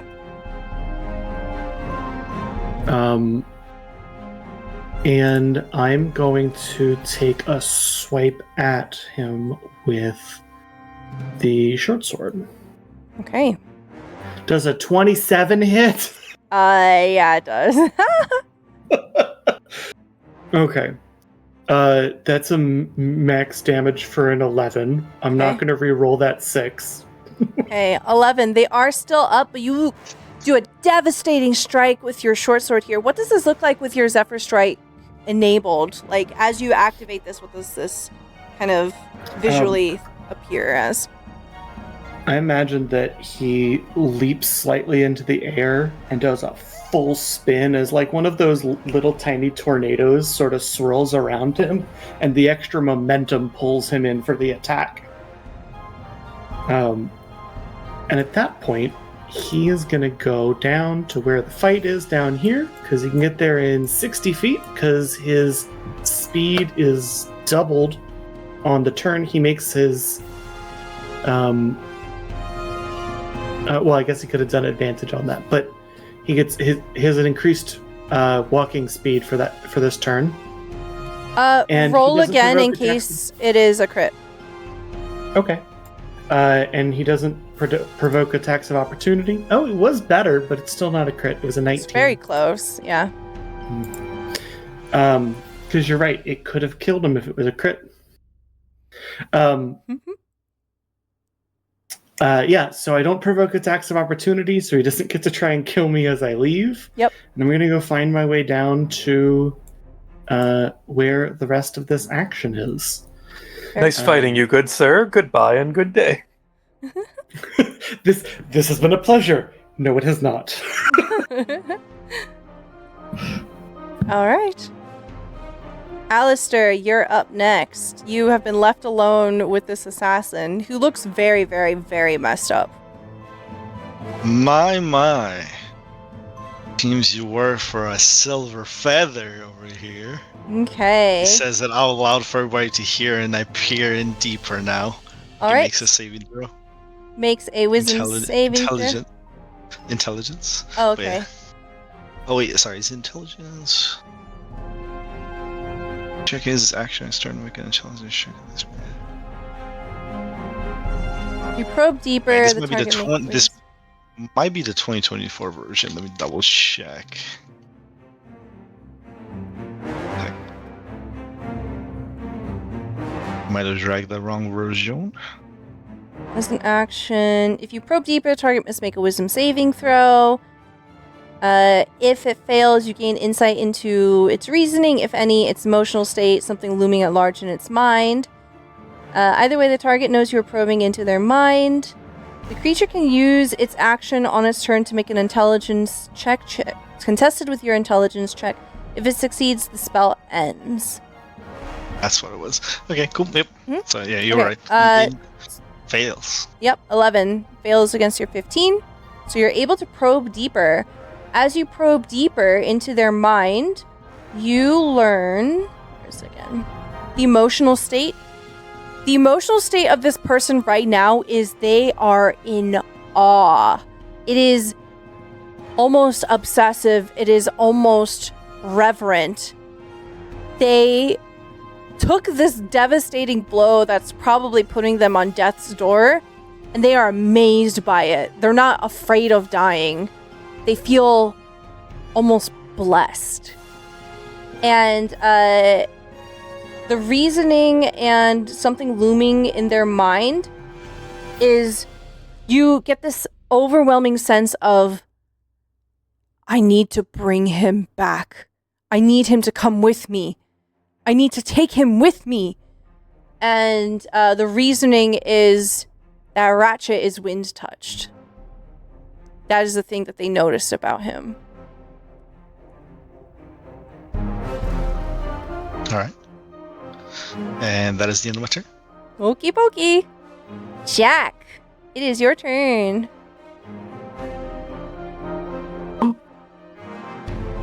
This guy's a little surrounded. Yeah. You're kind of in a bad spot. He could push you.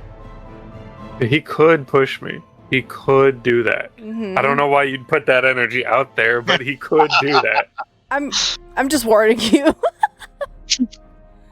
Yeah, it's just weird that you'd bring that up. We have Oh. all played Baldur's Gate 3, and we have all stood on an edge and then been shoved off that edge and been like, reload. We have You and I all have been there. played. You and I have played Divinity 2, where you get teleported onto 17 different traps. Yeah. The ultimate power saves some 9th level spell, I am going to take an attack of opportunity. But Okay. Very good. They are going to hit you with their spear. 22. They hit you with their spear. You take 7 You piercing could have said damage. they were going to try to hit me. Like, You take 7 piercing damage. I need you to roll me a concentration check. Constitution saving throw. Or, I mean, straight up Constitution. It doesn't matter. Okay, Yeah, it fails. I can't shrink you. There you go. it was Forever permanent. giant.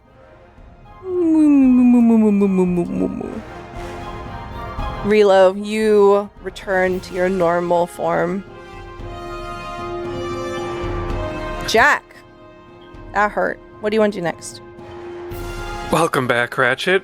I see you've decided that red is your new feather color again.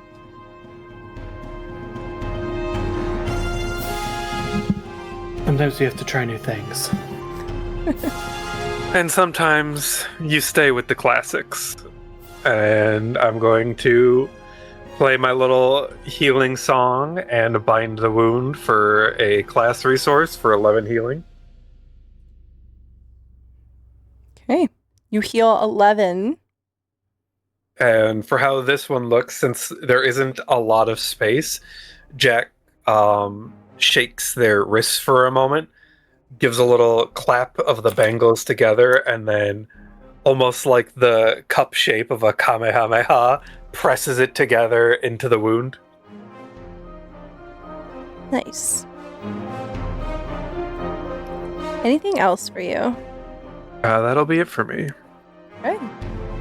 Relo, it is now your turn. Alright. First, we're going to use my bonus action spiritual weapon and see if I can finally hit number 3. Yeah. Oof. So unlucky. 9 will That is not the hit. same thing. It's like, seriously, roll 20? Next one I'm rolling by myself. Yeah. And, If at any point anybody wants to roll with physical dice, please feel free. Have fun. Play with your shiny math rocks. Yes, and then I'm going to use my action, and I'm actually going to use Water Radiance again.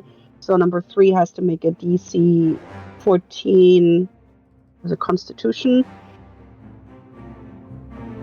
thingy. Let's see. Word of Radiance. I did that before. Where is it? Oh, it's all the way up there. Yep, Constitution saving throw. Okay, bonk. 18, they succeed. Well, boo. Then she is actually gonna like sidestep. Like, Okay. so that she's not in between these 3 anymore. Mm-hmm. That's all she can do. Leon Breeze, it is your turn. Yeah. Let's see. I guess. Let's see. What does he want to do? There's not really much room to run. I guess. He's gonna back up a little bit, like maybe over to here. Okay. It kind of just get himself in a position where he can just tackle down 3. Okay, so you want to bring him to the ground? Mm-hmm. Okay. Doing this will not do any damage, but you can try to knock him down prone. That's fine. Do you want to do it like with a full body tackle where you're like on top of him, or do you want to like knock him down and like put your foot on him and stand on him kind of vibe? I was probably thinking of kind of just knocking him down. Yeah, I guess I could do the foot. Yeah, the foot. We'll do that one. Okay. So to knock him down, I'm gonna say go ahead and roll athletics, and he will do a contested roll here. This will take your action. Oh my god, natural 20. You knock him down. Dang. I have muscles. Tell me how you do this. With muscles. Which muscles? My arms. No, he'll go back and he'll kind of what he'll do actually is he'll pick him up a little bit, pick up 3 a little bit, and then just kind of like poof, like as he's running up, he kind of picks him up like this, kind of like almost on his shoulder, and then brings him down to the ground, and then just kind of puts a foot on him. Hell yeah. He hits the ground. Anyone who makes a melee attack against him will have advantage now. Oh yeah. Anything else for you? I think that's all I can do for the moment. Okay. Going back up here, next in the turn order is the assassin. The assassin turns his blade. He doesn't have a dagger. He turns his short sword around in his hand, and he's going to try to stab you, Alistair. So he's going lethal. 23. 8 piercing damage. I need you to make a DC 13 con save. 10. You fail. Ew. You take a total of 8 piercing and 4 poison damage here as he strikes you with the short sword. And I'm going to have him... Let's see.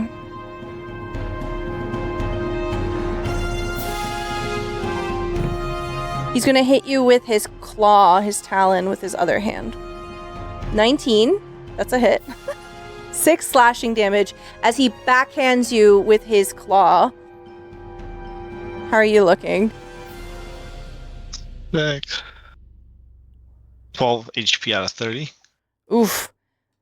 You feel it. You can see, like, as you take this blow, you begin to see some stars. You get the sense that this person is so close to being taken out, but he's not going down without a fight.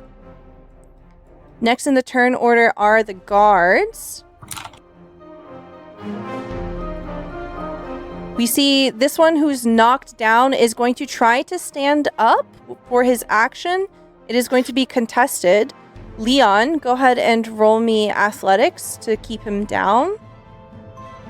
You have to beat a 4. You beat him. He rolled an 8. No. He tries to stand up and you just slam your foot down and he's still on the ground, so he can't do anything. This individual is going to move up here and he is going to try to sidestep here. When he does that, you do get a free attack reload on number 6. So go ahead and roll me a melee attack, please. Okay, 9 will unfortunately not hit. He sidesteps away from your walking stick. And we'll try... Always a 9. And we'll try to hit you with two-handed spear. That's a natural 20. You take 11 piercing damage, Leon, as you're kind of like in place. I imagine what this looks like is like because you're trying to hold this guy down, you're kind of stationary. It kind of limits your mobility here. So as this guy sidesteps around the other guard and he stabs you, he gets you right in the shoulder. Hell, that hurt. And then this one's going to move up and try to hit you, Relo. Two-handed spear. 19, that's a hit. You take 3 piercing damage as they stab you in the arm. That is going to be their turn. Ratchet, it is now your turn. Is it possible for me to take up the same square as the spiritual weapon? Yes. Okay. Ratchet is going to step forward. The wind-touched markings around his eyes will light up once again as he stares down the 3 not soldiers that are standing in front of him, and I was going to say, You are causing too many problems. Rhea the Tempest says be gone. And he's going to cast his special extra spell, Gust of Wind. They need to make strength saves or be shoved 15 feet. Okay. And it is I a like 10-foot wide line, so I can grab all three of them. Uh-huh. And that is going to literally blow them off of this bridge here. Okay, strength saving I'm throw. so glad they moved where they did. Amazing. Okay, so number 3 is going to be at disadvantage here. Number 6 has Bane. Oh, wait, I need a concentration check from Relo to see if the Bane still holds. So that's going to be a Constitution roll.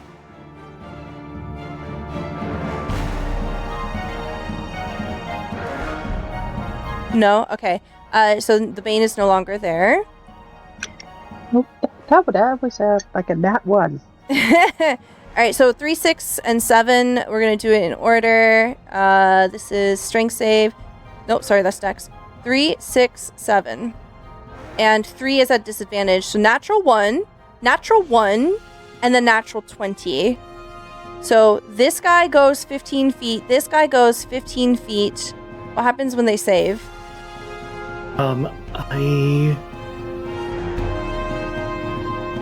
I think they're fine if they save. Okay. This particular one holds their ground here as the other two are literally blown away by this gust of wind. Can you describe to me what that looks like? This is both hands out and just it's like coming over his shoulders down the length of his arms and extending forward. It is a concentration effect though, so I suspect he can't concentrate on Zephyr Strike as well, and so he's gonna lose the focus of that. But it does mean this is just continually whipping air at the one that is still standing. Okay. I love it. Is there any particular quality to this air? Like, do we see, smell, feel anything? Because you can take liberty with that. It smells like rainstorm. It smells that wet oil of the earth scent that comes after like a spring rain. Ooh. Have just the thing.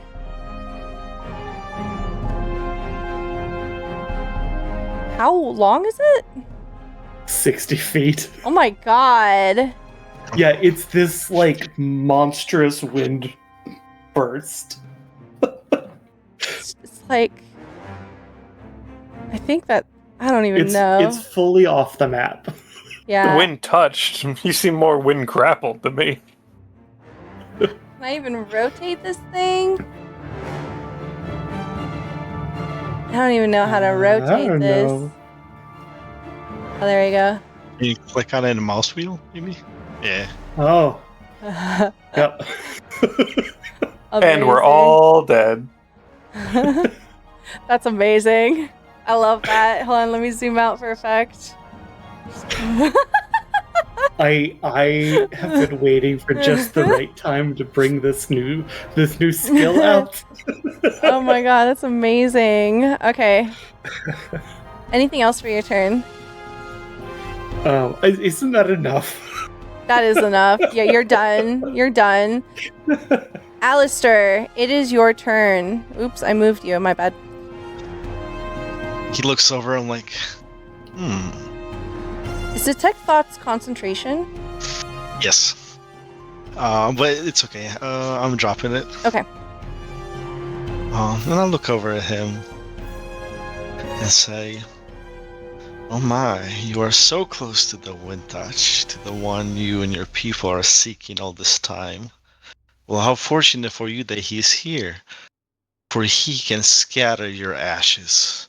As I burn him, I use bonus action to activate my Flame Woken ability, and I I burning hands him, and I make sure I Okay. use my sculpt spell to make the flames wrap around them and just spin around them, burning them over and over, but without touching the tree.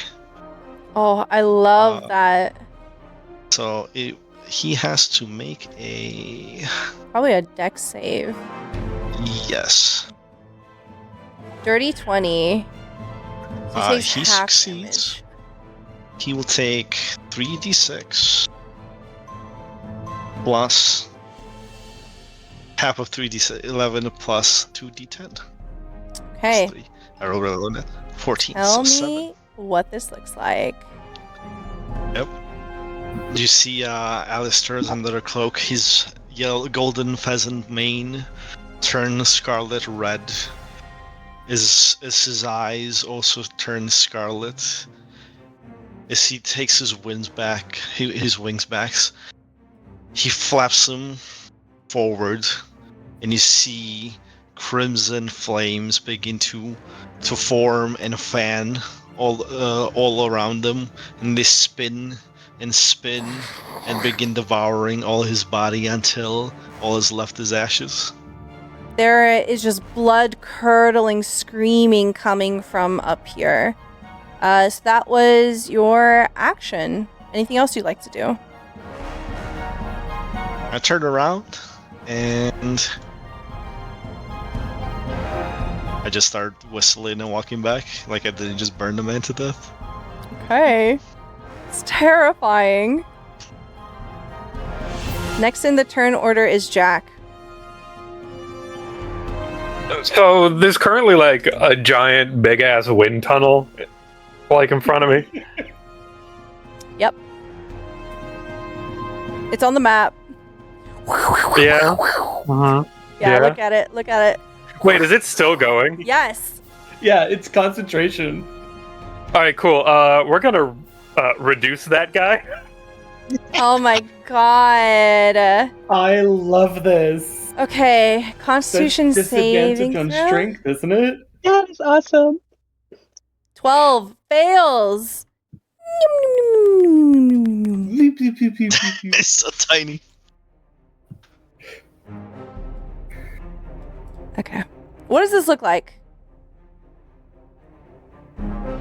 So, Jack, it's not the instrument they use as much as the others, but they have a gold wooden flute, and they just step behind Ratchet and play a simple but almost haunting melody that catches into the wind tunnel and spins around with it into the vortex, as the vortex itself seems to like tighten and compress, shrinking what's inside it.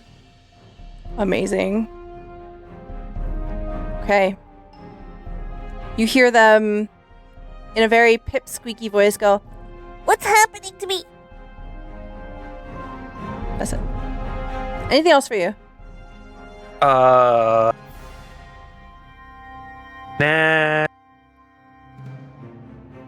Okay. Nah. Relo, it is now your turn. I will now try that bonus action again, but I will roll my own d20. Okay. Spiritual weapon moves into place. It is a +6.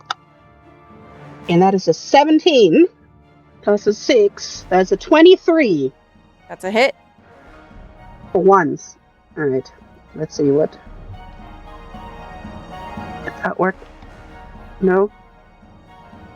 I didn't like my d8 over here, so we're just gonna roll it from here. Alright. 1d8 plus 4. And that is force damage. So it's 7 plus 4, so that's 11. 11 force damage. Okay. Tell me what this looks like.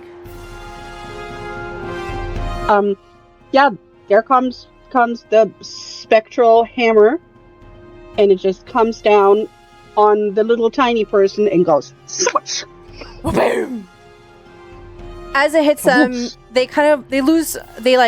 slump down to the ground, and then they get picked up by the wind stream, and then they vanish as they're blown away. And then she's gonna pull out a muffin, which is from her magnificent feast. That's one of the two things that she made, before she went to work. And she's going nom nom nom nom nom nom up, and it is 2d4 plus 4 HP back. So. Okay. And that will be the end of combat. But what about second combat? And which of my new friends looks the most hurt? That I The can one tell. covered I in think at blood this red point feathers. It's Alistair. Do you I'm pretty hurt. sustain Might this wind tunnel? No, that's going away as soon as Keep we're it done with away. our last person. Just checking. Who are you? I can't tell over this wind. So yeah, Always so knew you were she full will of hot air. hand the second muffin to whoever looks the most hard, and they can then also do their 2d4 plus 4 HP. Hi, cat. Okay. So that is definitely Alistair. She kind of just shoves a muffin at you and says, "Here, eat that. It'll make you feel better." I look at it. And I look at your holy symbol for a moment, and I'm like, appreciate it. I'll give you back 10 HP. Nice. And surreptitiously, while you're eating the muffin, Jack is just going to wrap a gauze around as well, giving you an extra 8 HP. Oh my, I'm back to full. You feel much We have 2 better. healers now. Nice. Awesome. Yes.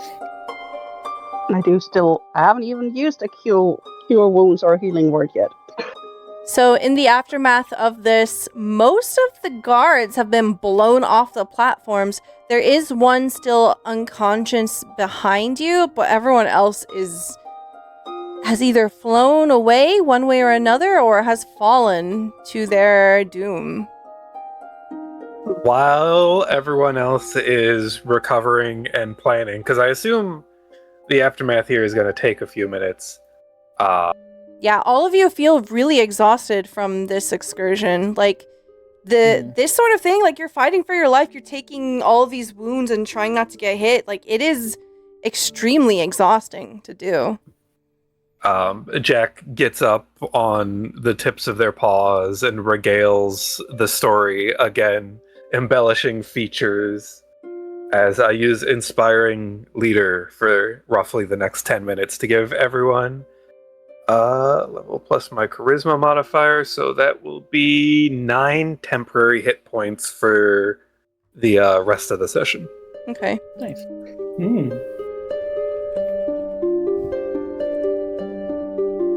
Yeah, I drag the hard corpse, all the remains of the items of the corpse, and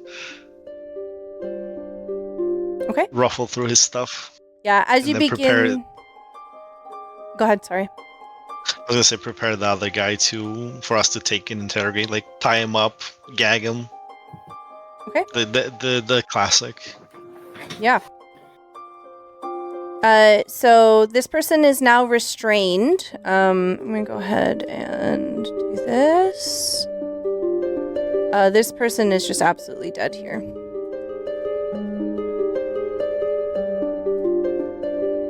Okay. Well, while we're standing here, can I use dual words on my friend that's right in front of me? Yeah. Wounds. So, Relo, you see this individual in front of you. They have just cast this amazing wind spell in front of your eyes. And when you look at him, you can see that there are these unique marks near his eyes. And as someone who is birdfolk, you know exactly what this means. This means that this person in front of you is wind touched. In a way, kind of an antithesis to what your experience is being a birdfolk. Where you, being grounded, do not appreciate the heights. Those who are wind touched are often blessed by them. There's something from beyond, maybe the amaranthine, maybe the gods, maybe something that doesn't quite have a name makes them special. And you seeing this wind tunnel, you can witness like, oh, that's not just eyeliner. That's not face paint. This person is a real deal. And being someone who worships the Amaranthine, you feel the power and just buzzing in the air. Yeah, she was just like gently reach out and that, will you allow me to heal you? Very kind of you. What had them fighting with you? They just wanted gold from me. They wanted a toll. That is, as she touches you, you get 9 HP back. As you cast your Cure Wounds, what does this look like? What does it feel like? What does it smell like? It's basically it's like the warmth of like when you're sitting in front of your home fire, and it just like it feels like you're slowly warming up, and you know it just feels better. It feels, one could say healthier. It feels more comfortable. You feel comfortable, and that comfort, you know, then slowly goes, and your wounds are kind of healed. Hello, camera. I am still here.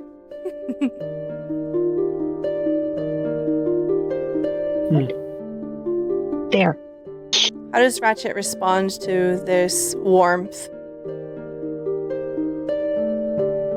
I think some of the tension that has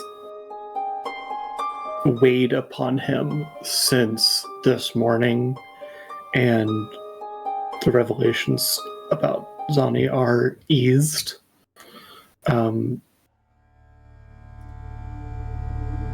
Typically, he does not make a big deal about religion and faith and those matters, but he is a believer, and I think he appreciates the sort of divine presence of this moment, as though coming across someone with this kind of faith and the kindness to heal him is a mark of approval from the Amaranthine.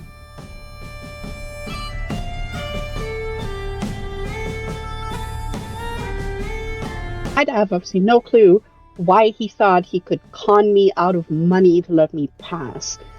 I am just on my way to Donnie's house to check on her, and this is hard enough without them making it any harder. Zani?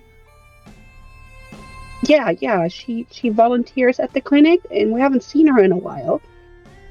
Or the others haven't seen her. I have not met her. They just sent me to go check on her. You were here to check on Zani. Do you know Zani? Yes, I've never met Zani. They just sent me from the clinic to check because we haven't seen her in a couple of days. This is fate. I don't mean to be melodramatic, but I believe it is the will of the Amaranthine that you are to join us, at least for a short time. We were on our way to Zani's home as well. She's been taken, and we're hoping that there are some clues at her home that might tell us more about where we can find her. They took a volunteer from the clinic. Yeah, no, we will not let this stand. All right, if your friends are done, like, trying to find whatever they can in everybody's pockets, let's move along, and at some point we gotta let the guards know that they're, like, imposters around that can't even put on the right side of the uniform. I don't even want to know how much money they took from people who can't afford it. So, as this conversation is going on, Alistair, roll me investigation as you're checking pockets.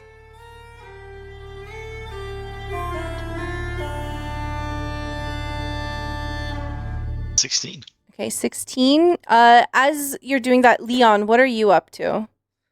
I'm doing the same thing, but up here with this guy. Okay. Also roll me investigation. Jack, what are you up to? I'm going to assist Alistair with a bardic inspiration for that investigation check. Okay. Go ahead and... that should be 1d6. Okay. Alistair, if you want to use the bardic inspiration, you can roll a 1d6. Yep, 20 total. Okay.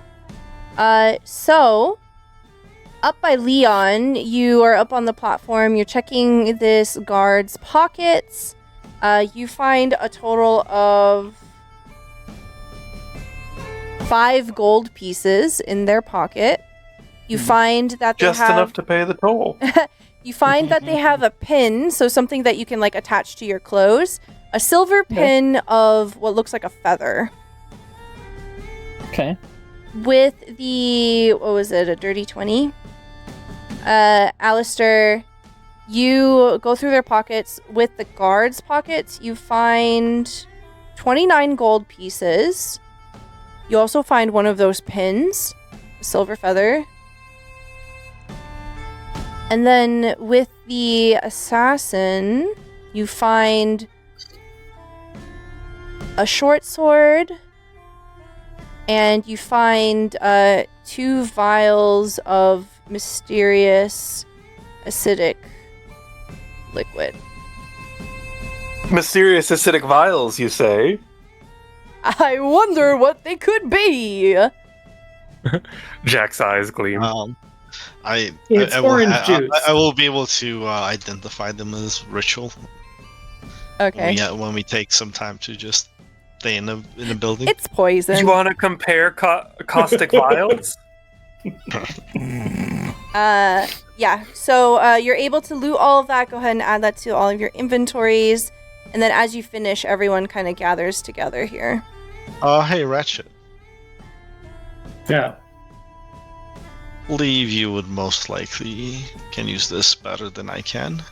I pass you the 2 vials of poison to make sure you don't stab yourself with it, or cut yourself with anything coated in that. I'm sure both me and you have already felt the pain of that as I pointed my couple holes in my robe. And also, they seem to have this feather pin. Try digging in their thoughts. There seem to be cultists. Now, not to alarm you, but I've seen perverted minds, but the way this man was looking at you was quite a disturbing sight. He wanted to knock you out, drag you, whatever their den is, and do whatever heinous thing their cult wants to do with you, all because you were wind-touched. You almost showed a worship in their eyes, insanity.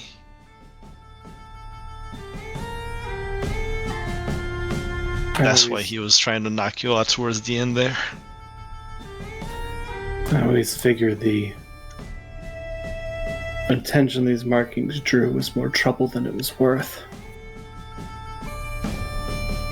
That's why I always recommend having a cloak.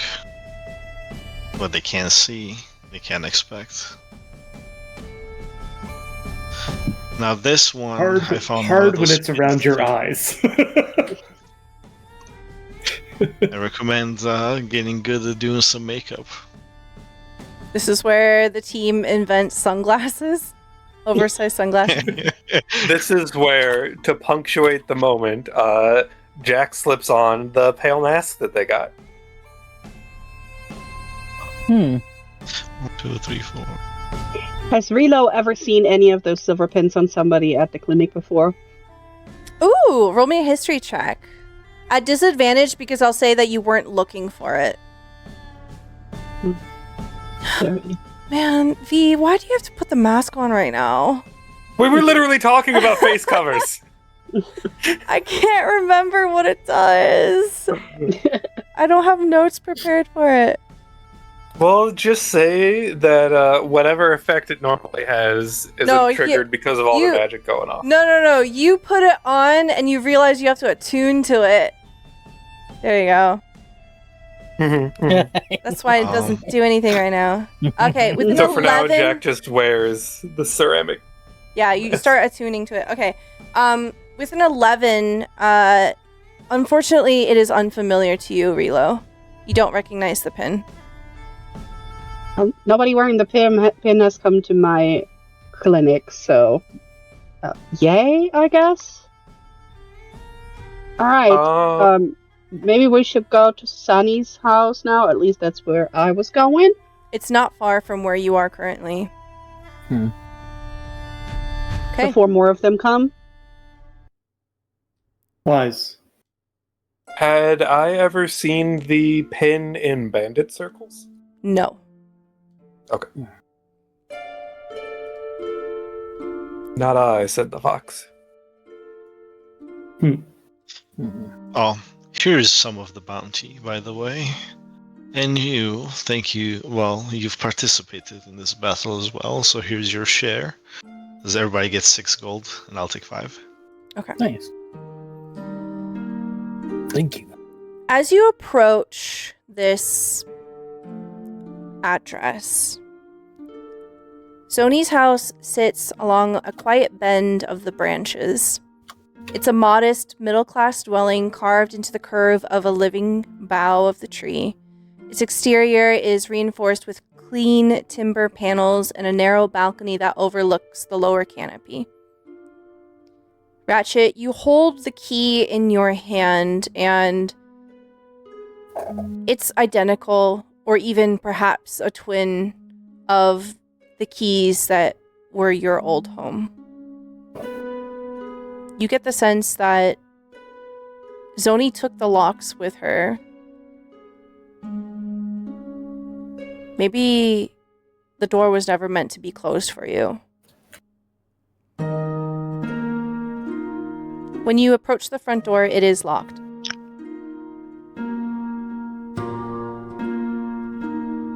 I will reach back into my pack, draw out this key, and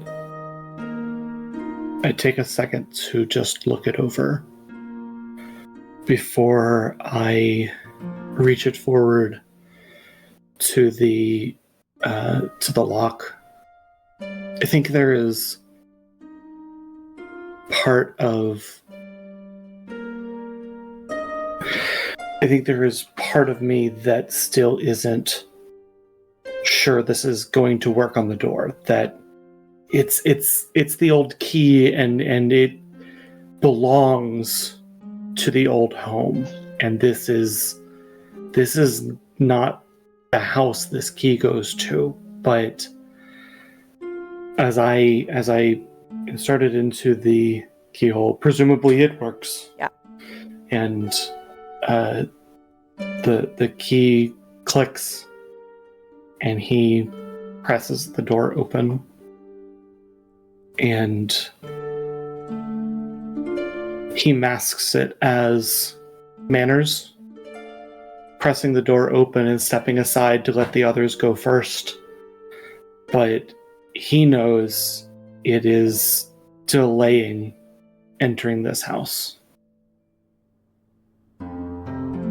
As all of you step inside, the home is tidy in the way that someone who does not have the luxury of disorder runs one. The front room that you enter is practical. You see a sturdy writing desk positioned near the window for light.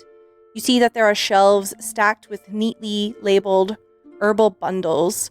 There are council transcripts tied with careful twine. You see that there is a kettle resting cold on a dark hearth. The kettle itself looks quite clean. The air in here is a little stale. It smells faintly of dried lavender and ink. You see over by the fireplace on the mantle, there is a carved wooden hawk figurine next to a tiny painted wooden boat. There is a picture frame, but it is turned down. Let me get either perception or investigation checks from everybody.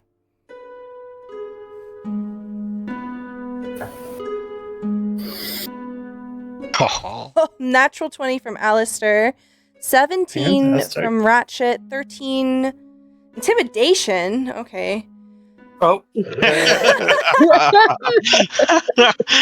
Like, you use transcripts. Tell me your secrets now. I start threatening Ratchet into telling me about the door. So I would say, whirls on Alistair. You look like you know something. Give up your secrets. Tell me now. Okay, so that was a natural 20 investigation from Alistair, a 17 perception from Ratchet, a 18 investigation from Jack, and a 6 investigation from Leon. Let's see. Ratchet, you recognize the figurine and the boat. These are small trinkets that were taken from your old home. You have history with them. You remember them. With the 6, Leon, I think, unfortunately, you don't really pick up very much. This is a new territory. And I kind of get the sense that maybe Leon would probably be really sensitive with, like, the weight of what this is. Like, this is... You know that Ratchet has been estranged from... I think what Leon will do is he's kind of looking around, right? He might get like the sense of someone saying, hey, we're kind of looking for this, we're kind of looking for that. I think Leon is mostly just kind of looking around for stuff, mostly waiting for, hey, I need help lifting this, or, hey, could you help me move this thing over here? Mm-hmm. Like, he knows that's probably where he's going to be best to help with this, because he doesn't know exactly what to look for, what we're exactly looking for, really, so. Yeah, so you're kind of like staying out of the way. Yeah. We have Relo with the 10 perception. I think maybe for you, it's more of like, this is a stranger's home, and it's quite clear that Ratchet has some kind of deep connection with this person. Maybe like... She's probably also still kind of getting over the trip here and being so high up, and now she's so inside. She's inside the walls, so she's like... I can do this when I'm inside, so even if she would have been looking, she probably would have gotten distracted. Yeah, for sure. With an 18, Jack, I'll say that you notice the portrait. The picture frame is turned down so you can't see what's on the picture. But you notice that the frame is old and that there is a pretty prominent scorch mark along the side. With the story that Ratchet told you, you can only imagine that this is probably a family photo. With the natural 2027, Alistair, you see something on the floor. It looks like, at first glance, it would have been pretty easy to overlook. It's like half hidden beneath a rug that's underneath the desk. But you go over and you pick up what appears to be a small token. It is a wooden token with a design on it. It appears to be a quill and a lantern. You realize as you're holding the token and kind of moving around your hand that it's a coaster.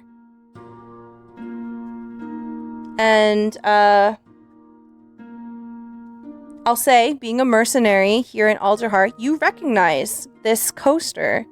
It belongs to the Quill and Lantern, which is a tavern on one of the lower boughs of... Sorry, near the roots of Alderheart. So it is in Lower Alderheart. And it looks completely out of place.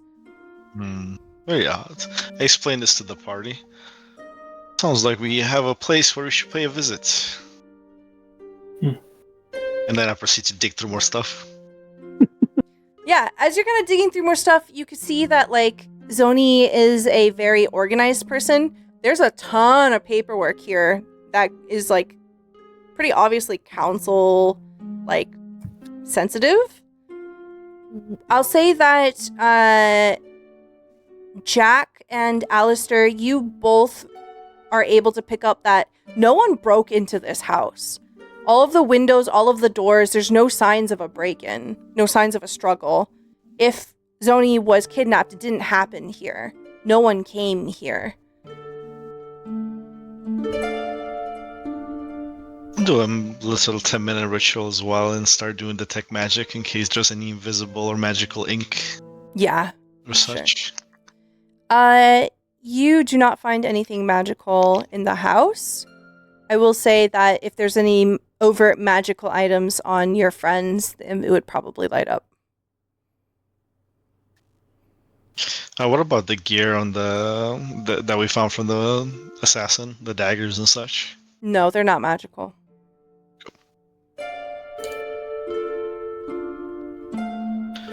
Well, it seems that either your ex-wife has some dealings with these, the quill and what was the other part? The quill and lantern. The quill and lantern, or she's part of them. But it doesn't look like she packed a bag. No. If you like wander into like the bedroom area, like the bed is made, like all her laundry is like nicely put away, like it's nice and full. It doesn't look like big chunks of it are missing or anything like that.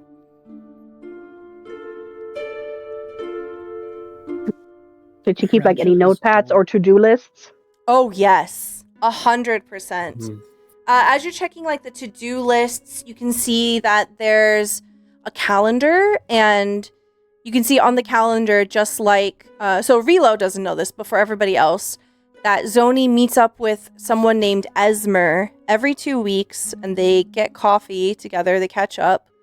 You see Zoni's like scheduled volunteer shifts at the clinic, and you see a date circled on the calendar about 3 weeks back. But there's no other additional context. There's just a circle around that date. To give it like an arbitrary number, we'll say that it was like the 12th of the month.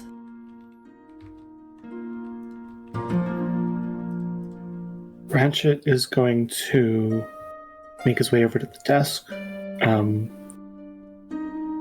Zoni is impeccably organized in all things, and that is not a new trait for her.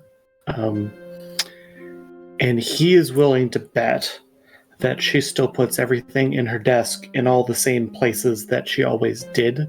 Mm-hmm. So he is going to go look for like current projects she's working on, and the place that she tends to stick any like letters or messages that have been delivered to her.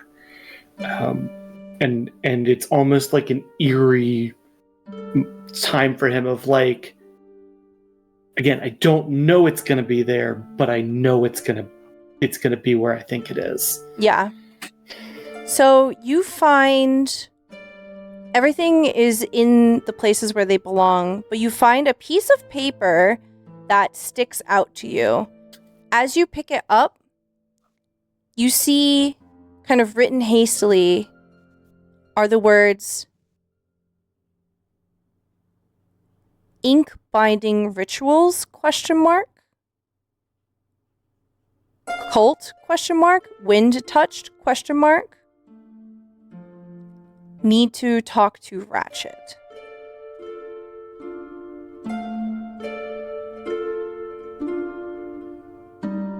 I think reading at the beginning of this, especially the word ritual, he starts to turn as he continues to read it towards the more magically inclined members of the party. Alistair and Jack and the new traveling compatriot we've encountered. Everyone but Leon. Leon doesn't know a thing about the word ritual. Have I heard of such a Ritual. occult And- ritual? But he starts to turn as he reads that, but he keeps reading it on the page, and when he sees need to ask Ratchet, the paper just slips out of his fingers. They aren't gripping the paper hard enough to hold on to it, and it slips, and he kind of just watches it fall to the floor.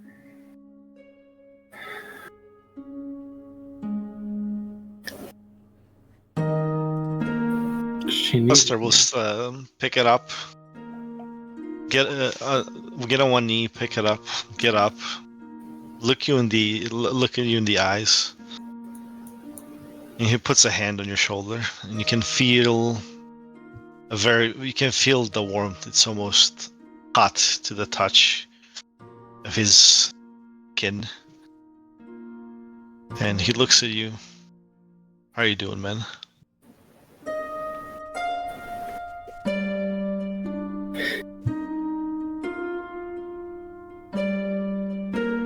It's like seeing the leaves of a tree, but with no trunk or branches. Not upon the ground as the fall, but floating in midair, as though something is there and gone. And I keep looking for the tree.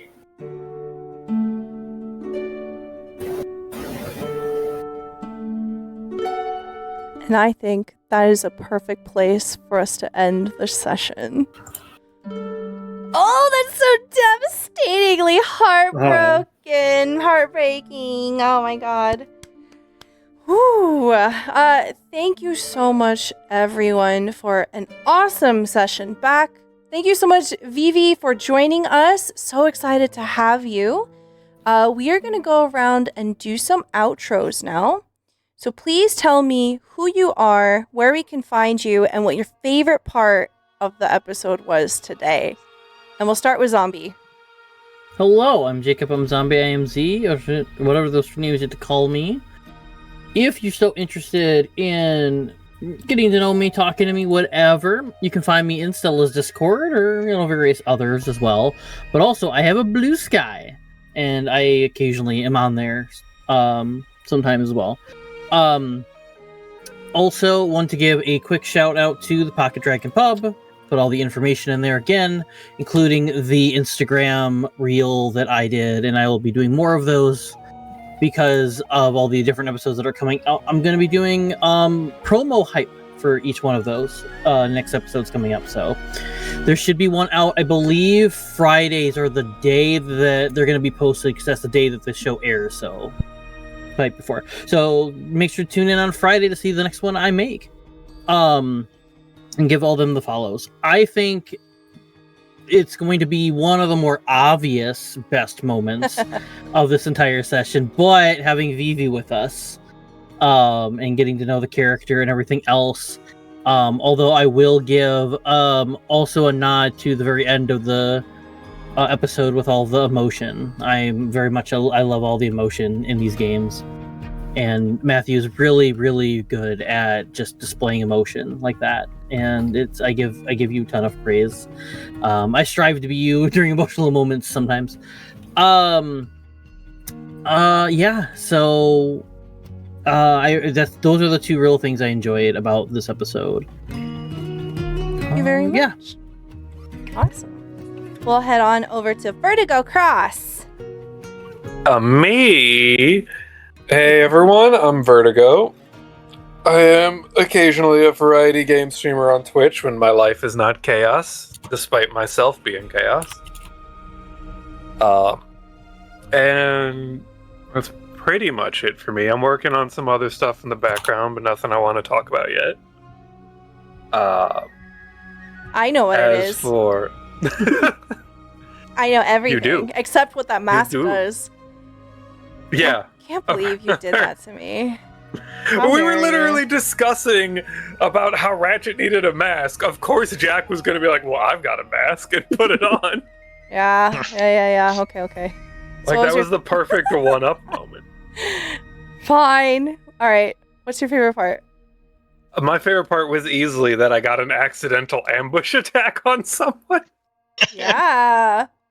You did like 10 damage. You're like, That was so he much. grabs my tail? Natural selection. Oh my god. Grab somebody's tail. Not a good idea. You've learned your lesson Hey. here. Don't do it. Hey, I've been consistent from the start about where Jack hides her rapier. No, you're so absolutely right.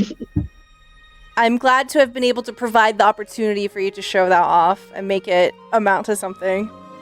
Thank you. You're I'm welcome. sure that Colt Guard was not happy about it. Awesome. Thank I you. don't think he'll be grabbing any tails anytime soon. No. Okay, we'll move on to Vivi. Hi, I'm Vivi of Vivacia. You can find me on Discord as Vivacia. I mostly communicate in memes through there. You can find me on Blue Sky as Vivacia. Right now, I'm with Nerds with Dice, where we're putting together a new GM event next month, where brand new people who've never streamed as a GM can stream. And I'm volunteering with APOCU with their Black History Month this month, doing all tech gremlin things. And then my favorites today is first off, Relo suddenly being big and still can't hurt anybody or hit anything, and then absolutely I just burned somebody to a crisp. Walk away. I don't know what happened to him. Could have been anything. Hey, we have the wind to scatter the ashes. All right, it's right there. That line went hard. That was wild. Yes, and those were my two favorite things. Thank you so much. We'll pop on over to Igneal. Hi, everybody. My name is Neil. You can find me on Blue Sky, Neil Blazeheart. I think my favorite moment was the poem at the end, and the steps leading to that is you can see Ratchet's emotional state and inner distress. He's facing his past, or seeing his past again. Yeah. You want to talk about that, Matthew? So I'm Matthew. I'm B Street Holmes. You can usually find me at Stella's Discord.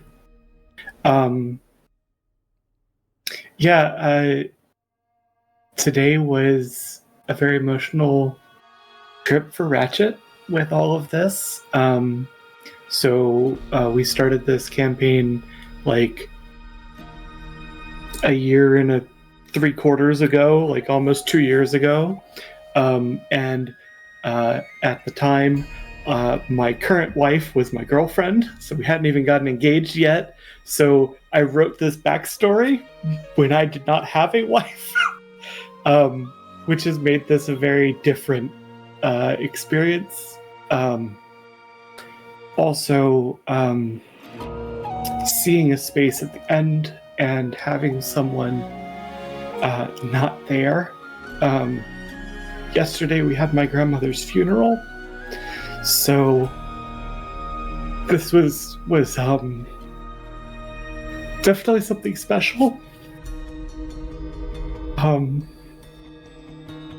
So I had a wonderful time today, and it was, Z said, I get into these emotional moments, and it is very much because I plumb through those real things in my life that mean as much to me as I feel that these things should mean to my characters. So it was great to be able to share some of what makes Ratchet with you guys. So I know the next few adventures we're probably going to continue to see more of how Ratchet is Ratchet, but tonight especially was very special. I wish I could hug you. Oh my god. Group hug. Oh man. Thank you so much for that. Hi, I'm Stella Luna. We will be back with more Heroes of the Humblewood in 2 weeks, so please join us on March 3rd at 8 p.m. Eastern Time for the next episode of this game. Hope you have a wonderful rest of your night, and we'll see you next time. Bye!